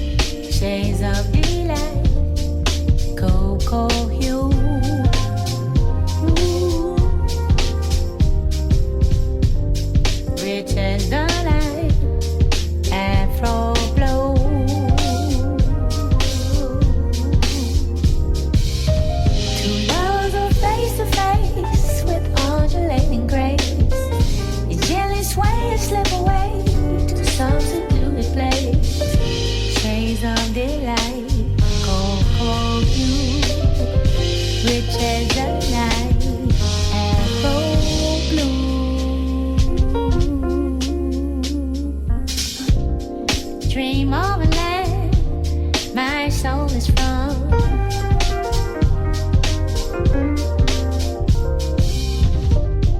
I hear a hand stroke on the drum.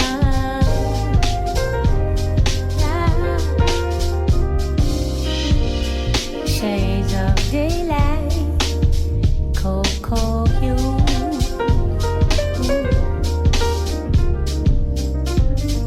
Rich as the night, afro blue.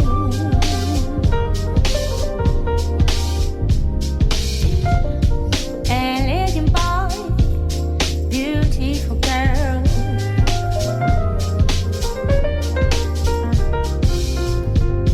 Dancing for joy, elegant world.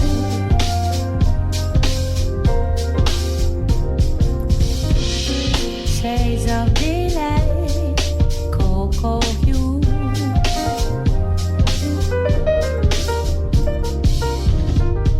Rich as the night, afro blue.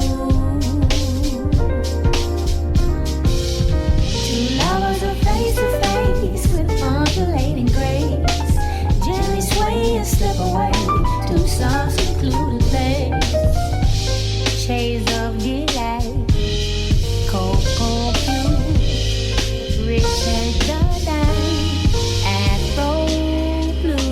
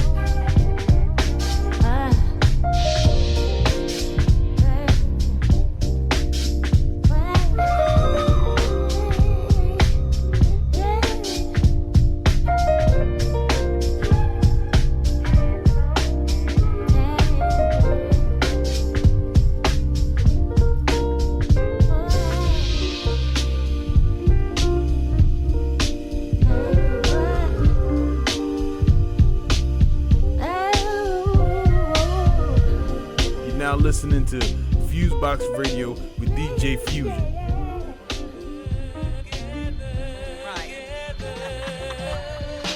Wait, so what you saying is that you've been waiting on me, so it's only right I make my introduction of sorts, a little something more, so there can't be no more back and forth about who's best, who's next. That right now, I could give a fuck about imaginary crowns, more concerned with rocking crowns, getting pounds and pence.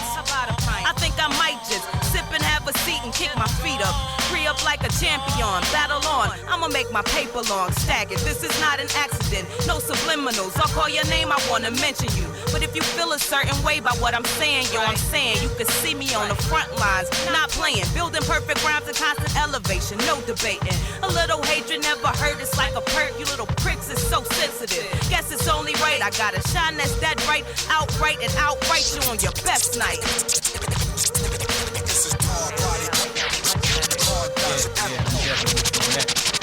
I got a little something to get into real quick though. Yeah.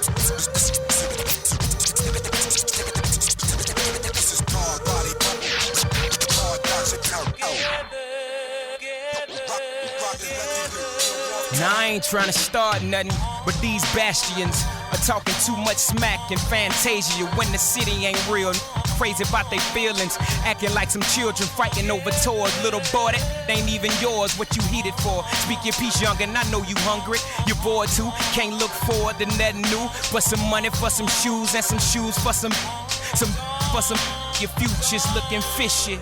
You should be like me, how big brother, you make you blind to the L and only shoot for the W. And once your wings heal, I release you to the sky. Cock the shotgun and shoot you down before you start to fly. Ha, this fear ain't made up for people, this mean player. Call your mother over there and tell her to please pray up. You've met your maker, there's none better than I. A Georgia father, New York son, and goodbye.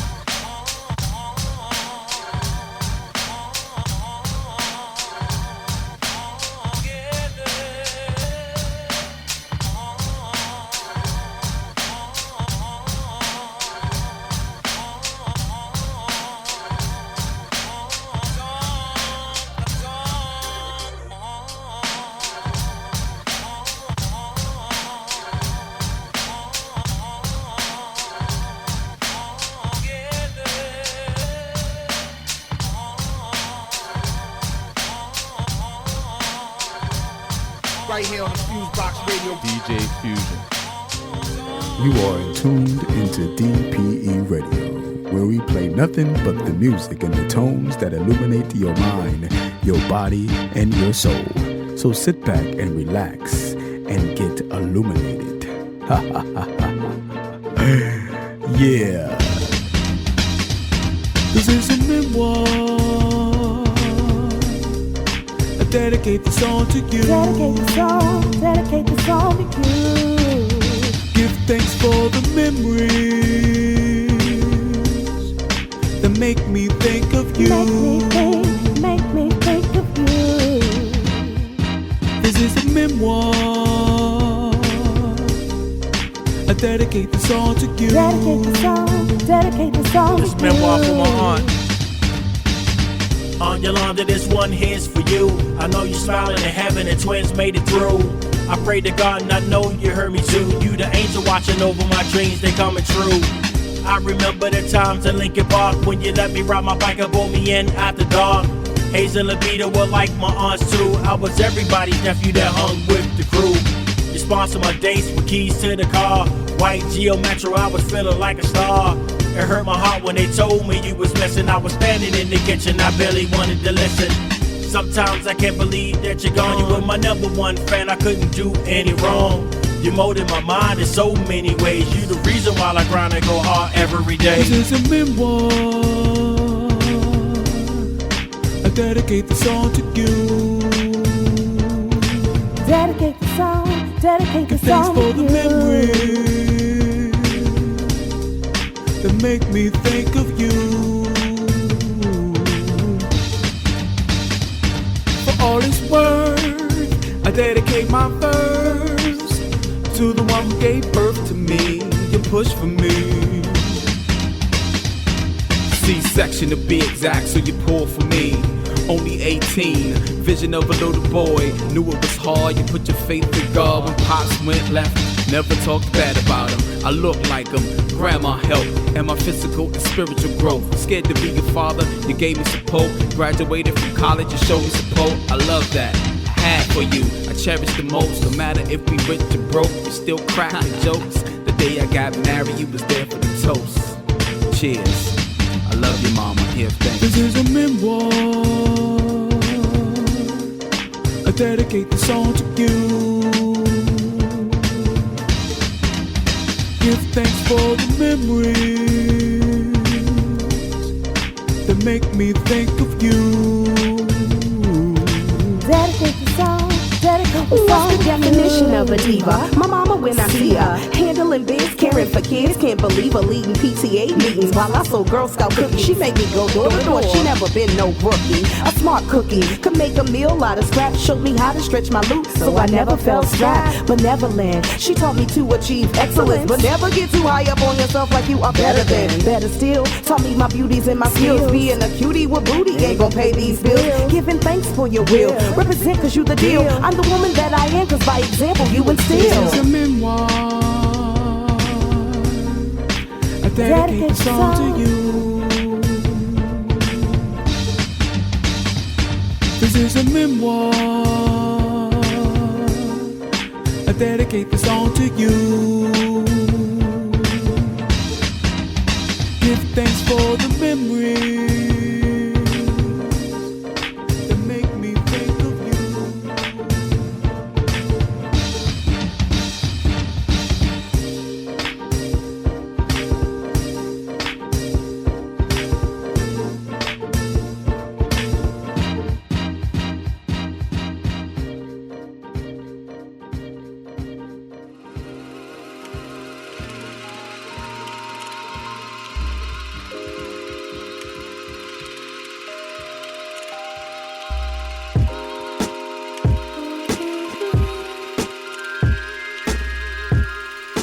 Now listening to FuseBox Radio, DJ Fusion.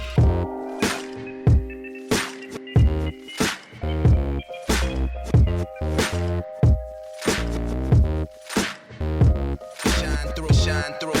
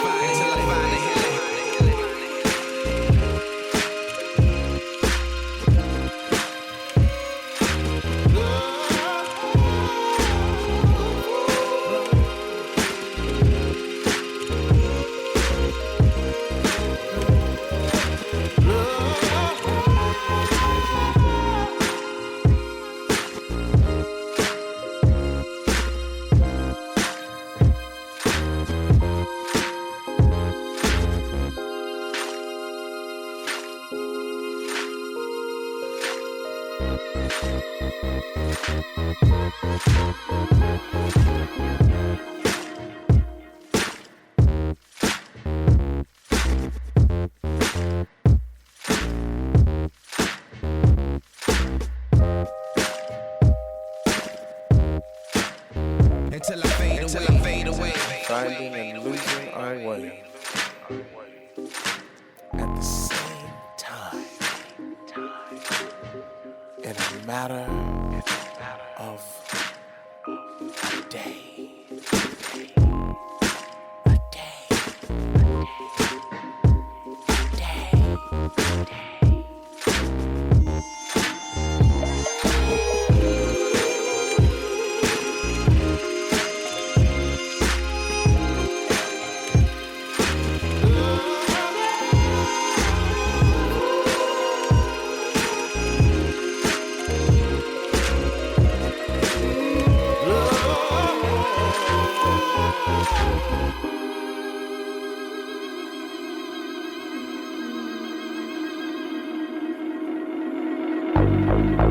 Welcome to Media Minutes. I'm Stevie Converse. And I'm Candace Clement. And I'm Megan Tatey. On the surface, it sounded good. Internet service provider Comcast was to offer a new $10 a month broadband tier called Internet Essentials to low-income households. This wasn't exactly an altruistic move. When approving the company's merger with NBC Universal, the Federal Communications Commission mandated that Comcast offer low-cost internet access to help bridge the digital divide. But 6 months into the program, communities are finding that the barriers to entry are plentiful. Action United is an organization in Philadelphia that works with low and moderate income families. Late last year, the group conducted an informal survey of 100 low-income households and found that none of them had enrolled in Internet Essentials.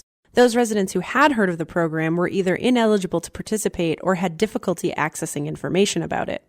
Ellie Porter-Webb, a parent organizer with Action United, explains. They either had prior Comcast service or because they had a back bill with Comcast or for a host of other reasons. You know, if the tenant in your apartment prior to you had some sort of back bill with Comcast, there'd be a block on the house. You had to go down to the office to get that off, and then it would take 72 hours, you know. So a lot of obstacles found in our communities of folks getting the service. Action United took its findings to Comcast and presented the company with a 9-point plan to make Internet Essentials more accessible. The group proposed allowing a payment plan for back bills and engaging in one-on-one outreach in communities instead of relying on bulletin boards and flyers to publicize the program. And Action United also wanted data from Comcast on how the program is doing. One of the big things in our proposal was saying, well, so what's the reality? What are the numbers? How many people have signed up? How many people have been deemed ineligible? This is our finding, and this is all the data we have because you're not providing any. Comcast responded this week to the group's request for information. 463 people in Philadelphia have been signed up for the program, which is a mere 0.3% of all the families that they say are eligible. And even nationwide, it's 41,000 families that they've signed up, and that's a mere 2%. And so, you know, when Comcast talks about really closing the digital divide, they're going to have to do a lot more in this limited program to really make a dent, if that's their goal. Police in Oakland, California arrested 7 journalists at an Occupy protest last Saturday, the largest number arrested since the November raid on Zuccotti Park in New York City. This weekend's arrests bring the total number of journalists detained in Occupy protests to nearly 50. Journalists from organizations including the San Francisco Chronicle, Mother Jones, the East Bay Express, and the San Francisco Bay Guardian were swept up with nearly 400 protesters during the Move-In Day action, an attempt to take over an abandoned building for Occupy activities. Kristen Haynes is a reporter for KGO Radio in San Francisco. It just seemed like an odd decision. I mean, they should expect us to be there when there's a big protest. They should expect us to be in the crowd. We are trying to see what's going on firsthand, and you can't cover it if you're 2 blocks away. You have to be there seeing what's going on and witnessing it, and that's why me and a couple other people, were within the crowd itself. Despite the fact that Haynes had a press pass issued from the San Francisco Police Department, she was arrested, her hands bound behind her back with zip ties. She was later released at the scene. Police apologized and escorted her out of the area. Freelance journalist and cartoonist Susie Cagle was also arrested during the protest and was released that night in Oakland. This is Cagle's second tangle with Oakland police. She was arrested in November while covering another Occupy Oakland protest. She was the only journalist arrested that day. On that occasion, she spent 15 hours in jail. Charges of presence at the scene of a riot and failure to disperse were dropped a month later. There is an internal affairs investigation pending in her case. After that experience, she got press passes from the Newspaper Guild Freelancers Guild and the Oakland Police Department. Yet, even after Cagle had obtained these credentials and identified herself as a member of the press, police pushed her around and screamed at her. I wanted to leave, and I knew the rights that the press pass supposedly afforded me in those sorts of situations. I was very well aware of the crowd control policy toward media of the Oakland Police Department, which is that media are allowed to cross police lines, and they are allowed to be present during times of mass arrests and during unlawful assemblies. Cagle, who has written and illustrated for The Atlantic and The American Prospect, believes that police respect her less because she is a freelance journalist. The first time I was arrested, I said, I'm working for Alternet and Truth Out and Good magazine. And my arresting officer said, never heard of them. That was his reasoning.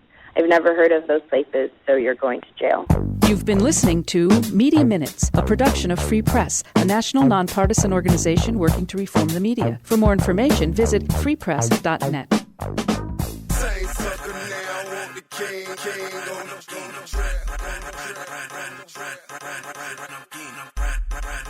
You are now listening to FuseBox Radio.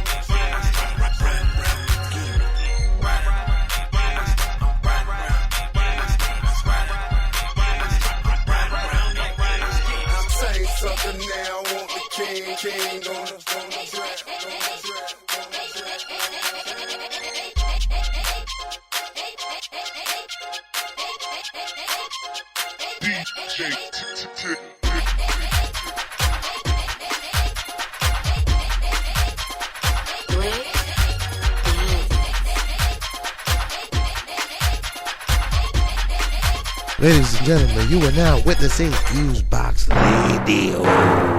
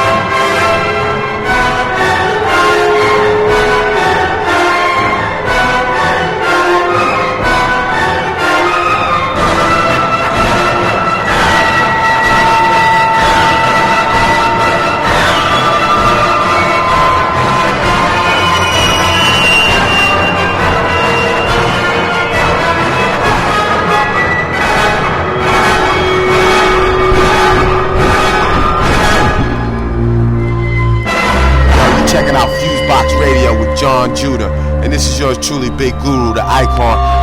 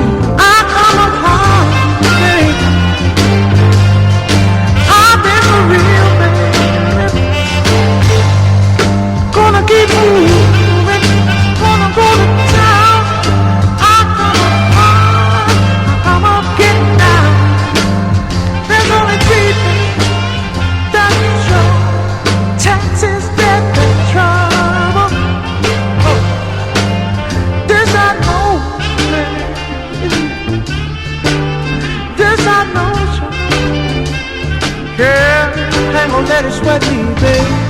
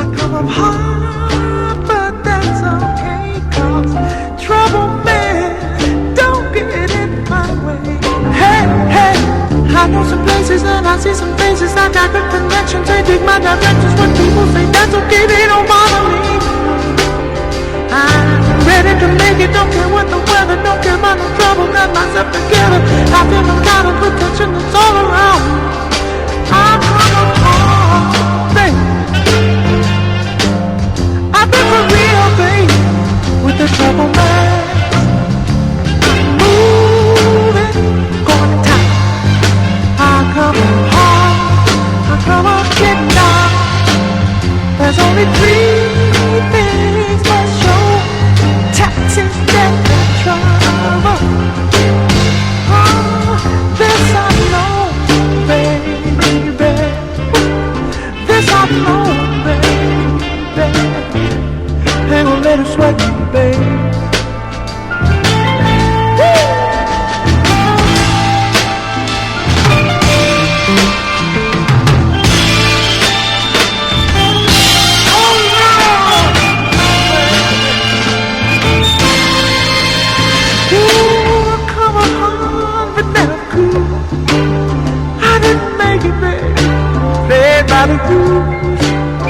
Come up hard, baby. Now I'm fine. Check the temperature. Hey, moving down the line. You are now listening to FuseBox Radio.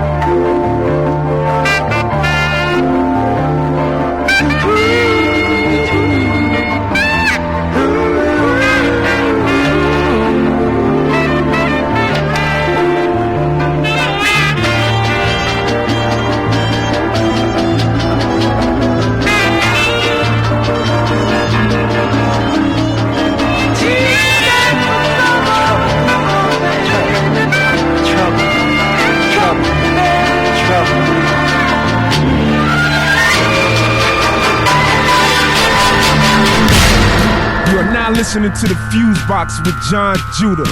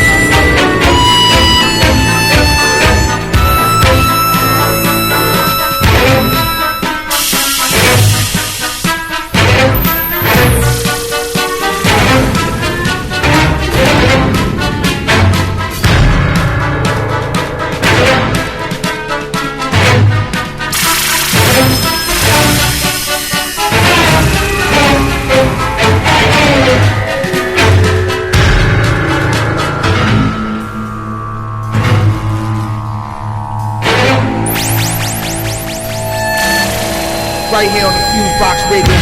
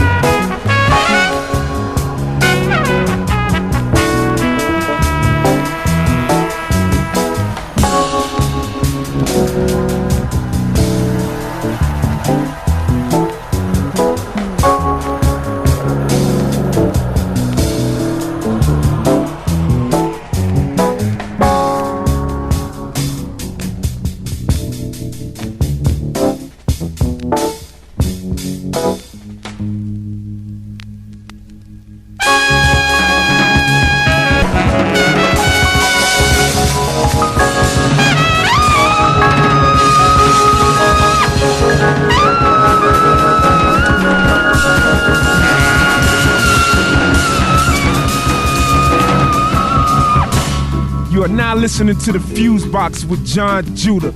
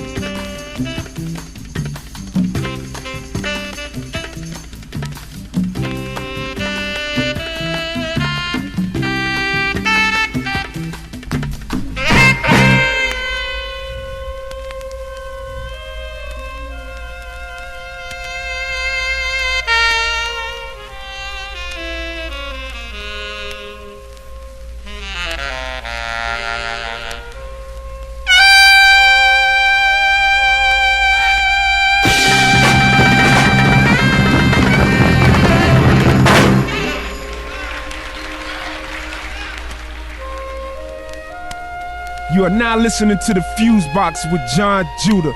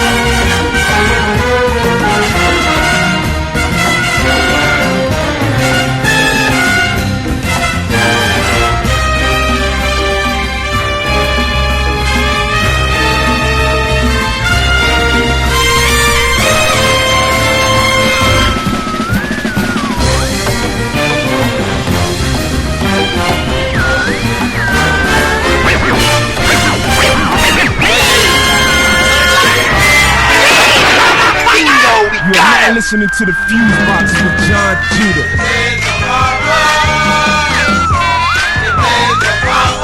Won't bleed me, don't bleed you.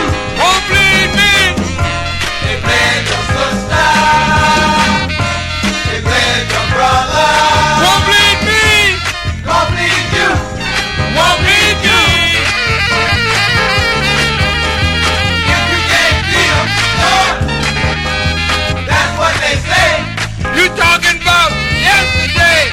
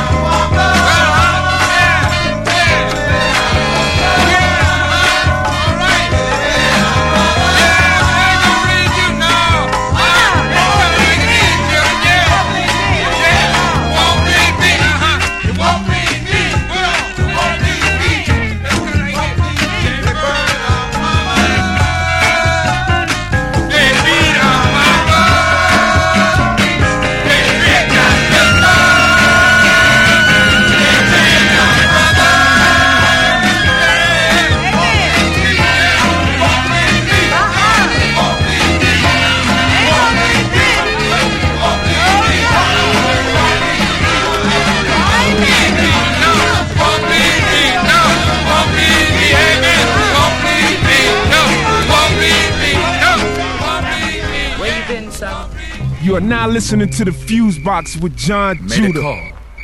To who, son? To the man.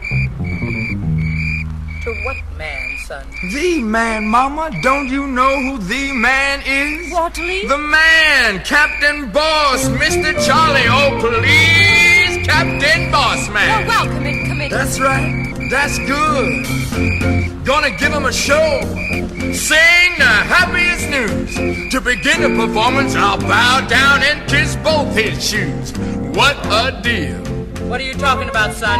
You talking about taking them people's money to keep us from moving into our house? I ain't just talking about it, I'm telling you that's what's gonna happen. Talking about life, Mama, like it is. Life is grabbing a chance. Life is cashing the bet. There's just takers and tookin', and I'm taking all I can get with a deal. You're making something inside of me cry, son. But don't cry, Mama, understand. It's the name of the game. It's a one way to go. It's a bouncing right back, coming up with a fist full of dough. Right here on the FuseBox Radio.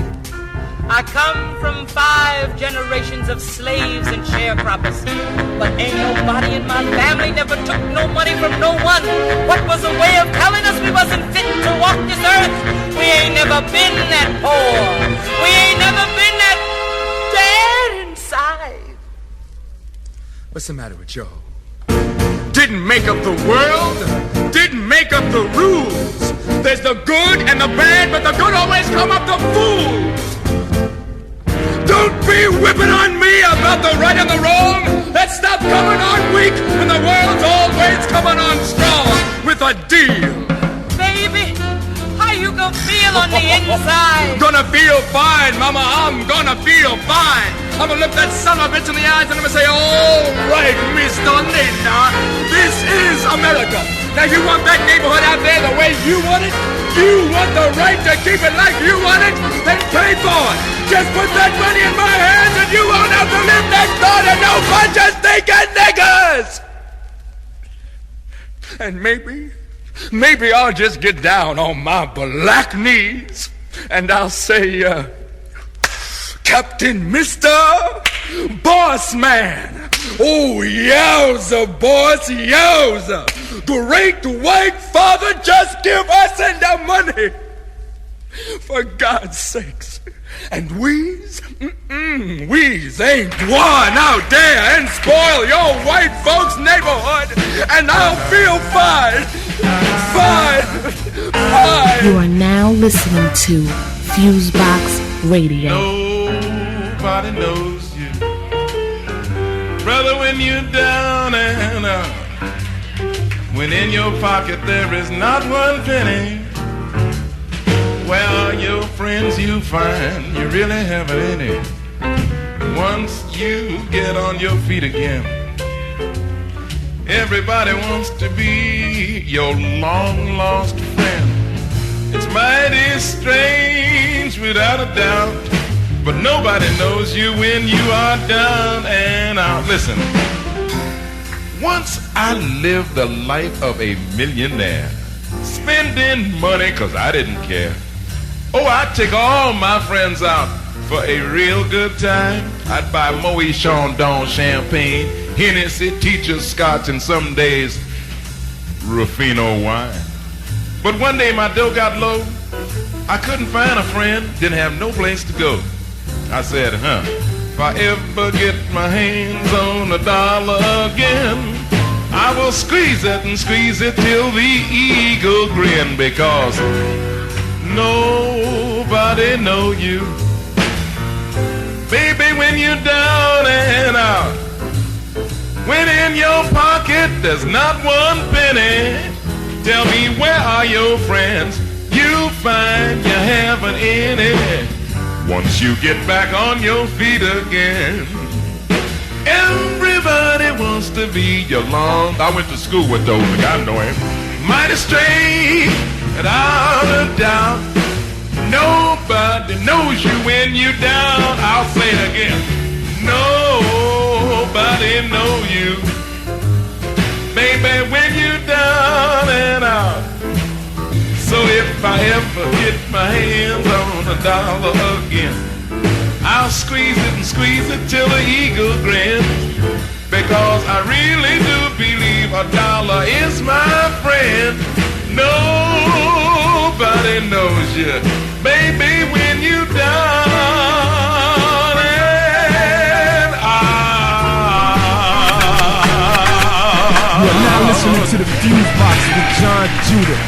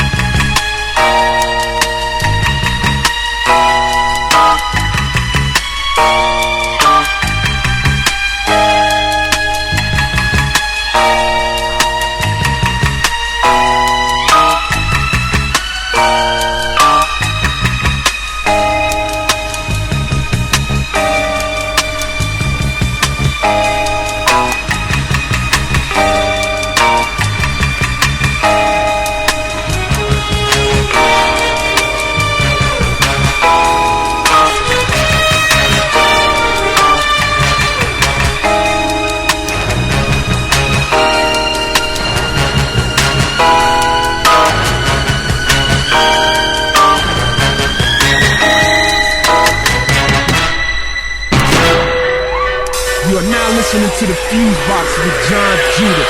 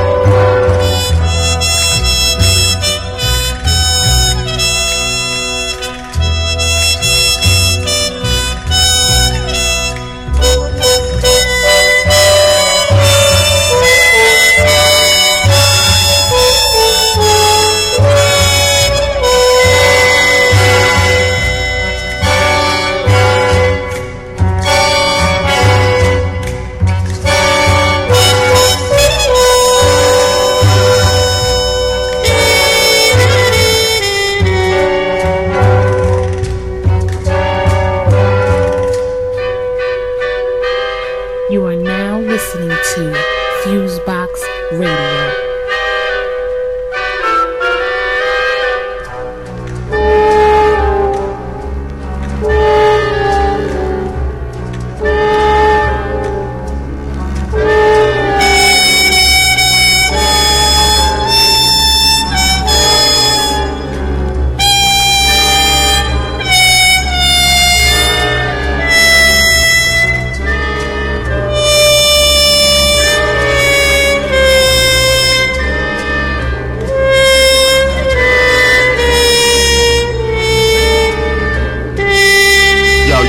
FuseBox Radio with Jon Judah, and this is yours truly, Big Guru, the icon.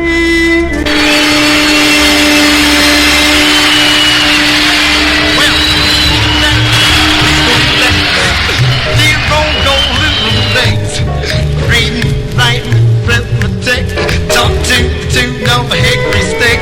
I was your bashful barefoot boy, and you was my gal in calico. Humpty, Humpty Dumpty, he sat up on the wall. Oh, Humpty Dumpty on the wall. Humpty Dumpty had a fall, and all the king's horses and all the king's men, they couldn't put Humpty back again. Mother Hubbard, she walked into her cupboard. Well, Mother Hubbard in her cupboard to get her dog a bone. And yes, when she got there, the cupboard was bare. No bone, no bone, no bone, no bone. Mary, little Mary, she had a little lamb. It followed her to school one day. That was against the rule, but made the kiddies laugh and play just to see a lamb at school. Well, I ring around the rosy, bog full of posies. Rise, Sally, rise, wipe your pretty eyes. Turn to the east, to the west, turn to the one you like the best. Go in and out the window, go in and out, go out.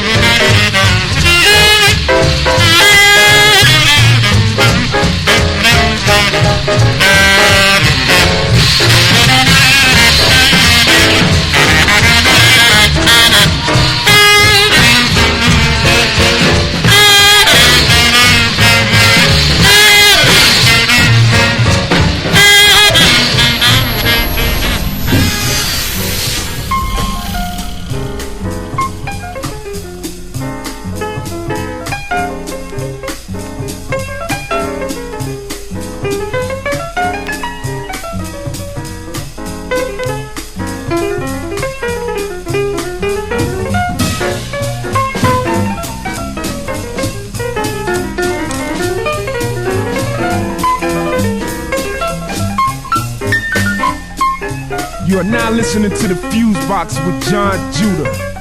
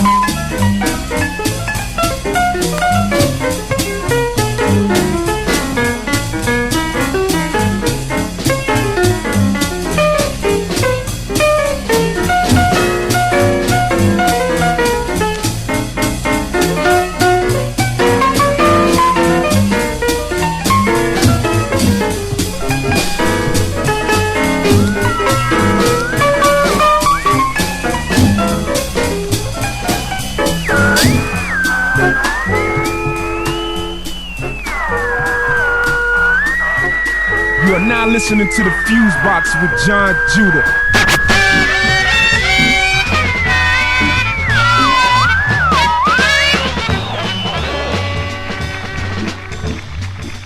You know, entertainers are the carpetbaggers of our time. I'm forever trying to catch a plane, my daughter under one arm and a suitcase in each hand. And I've seen some very, very lovely small towns. I find them so quaint and interesting. I can hardly wait to get out of them. This song, I think, expresses the way I feel, where I want to be. There's no place on earth that I'd rather be. Just show me the bright lights, big cities for me.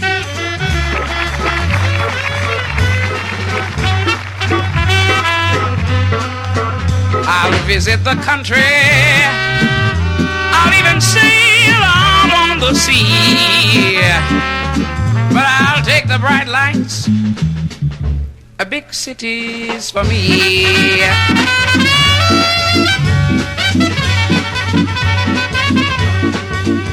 Hey, come on to the city, big cities for me.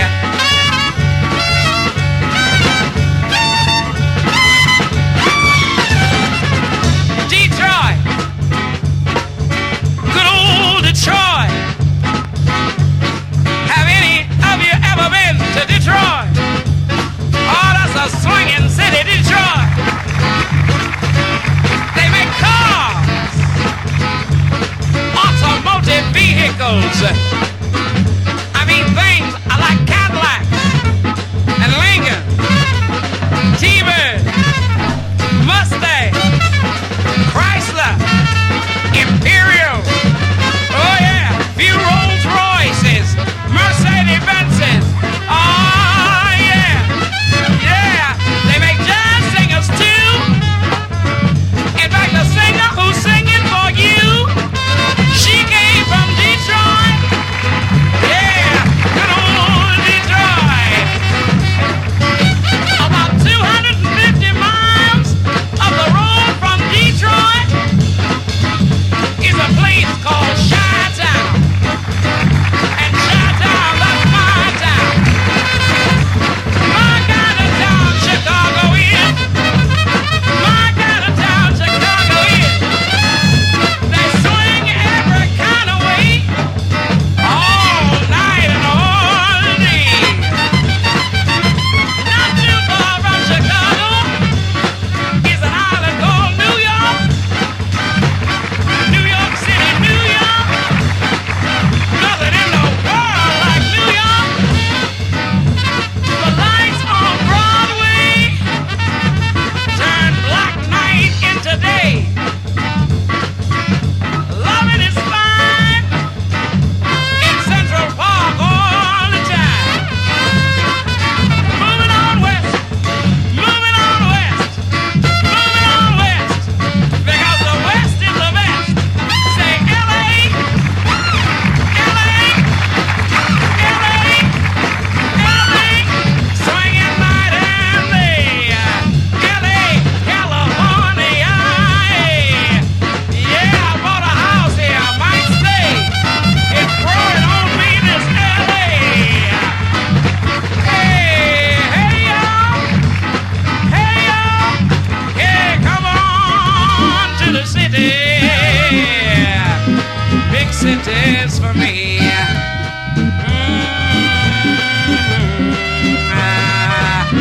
Big cities for me.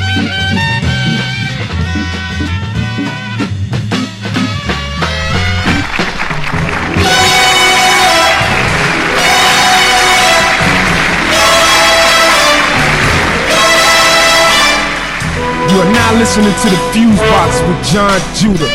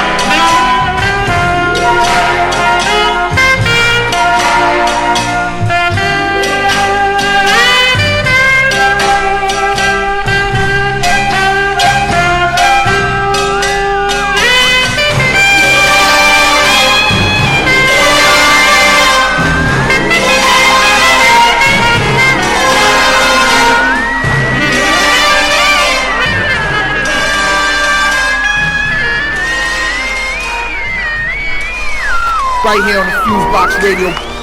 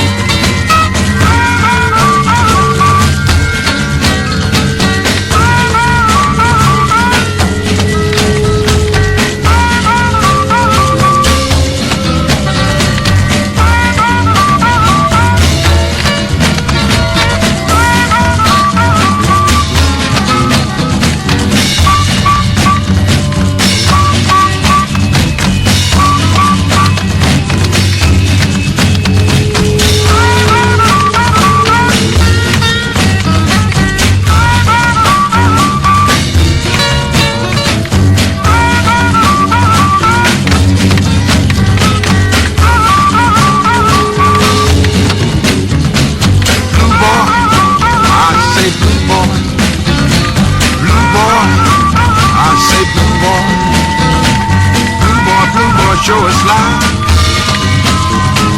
Numbers really get shy.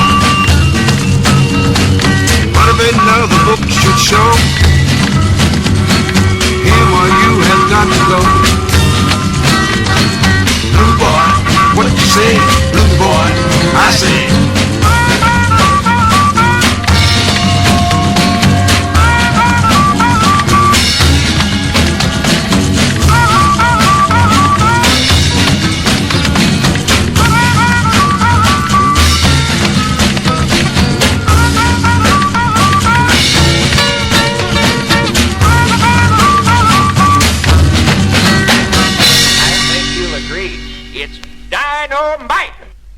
That's all the time we have tonight.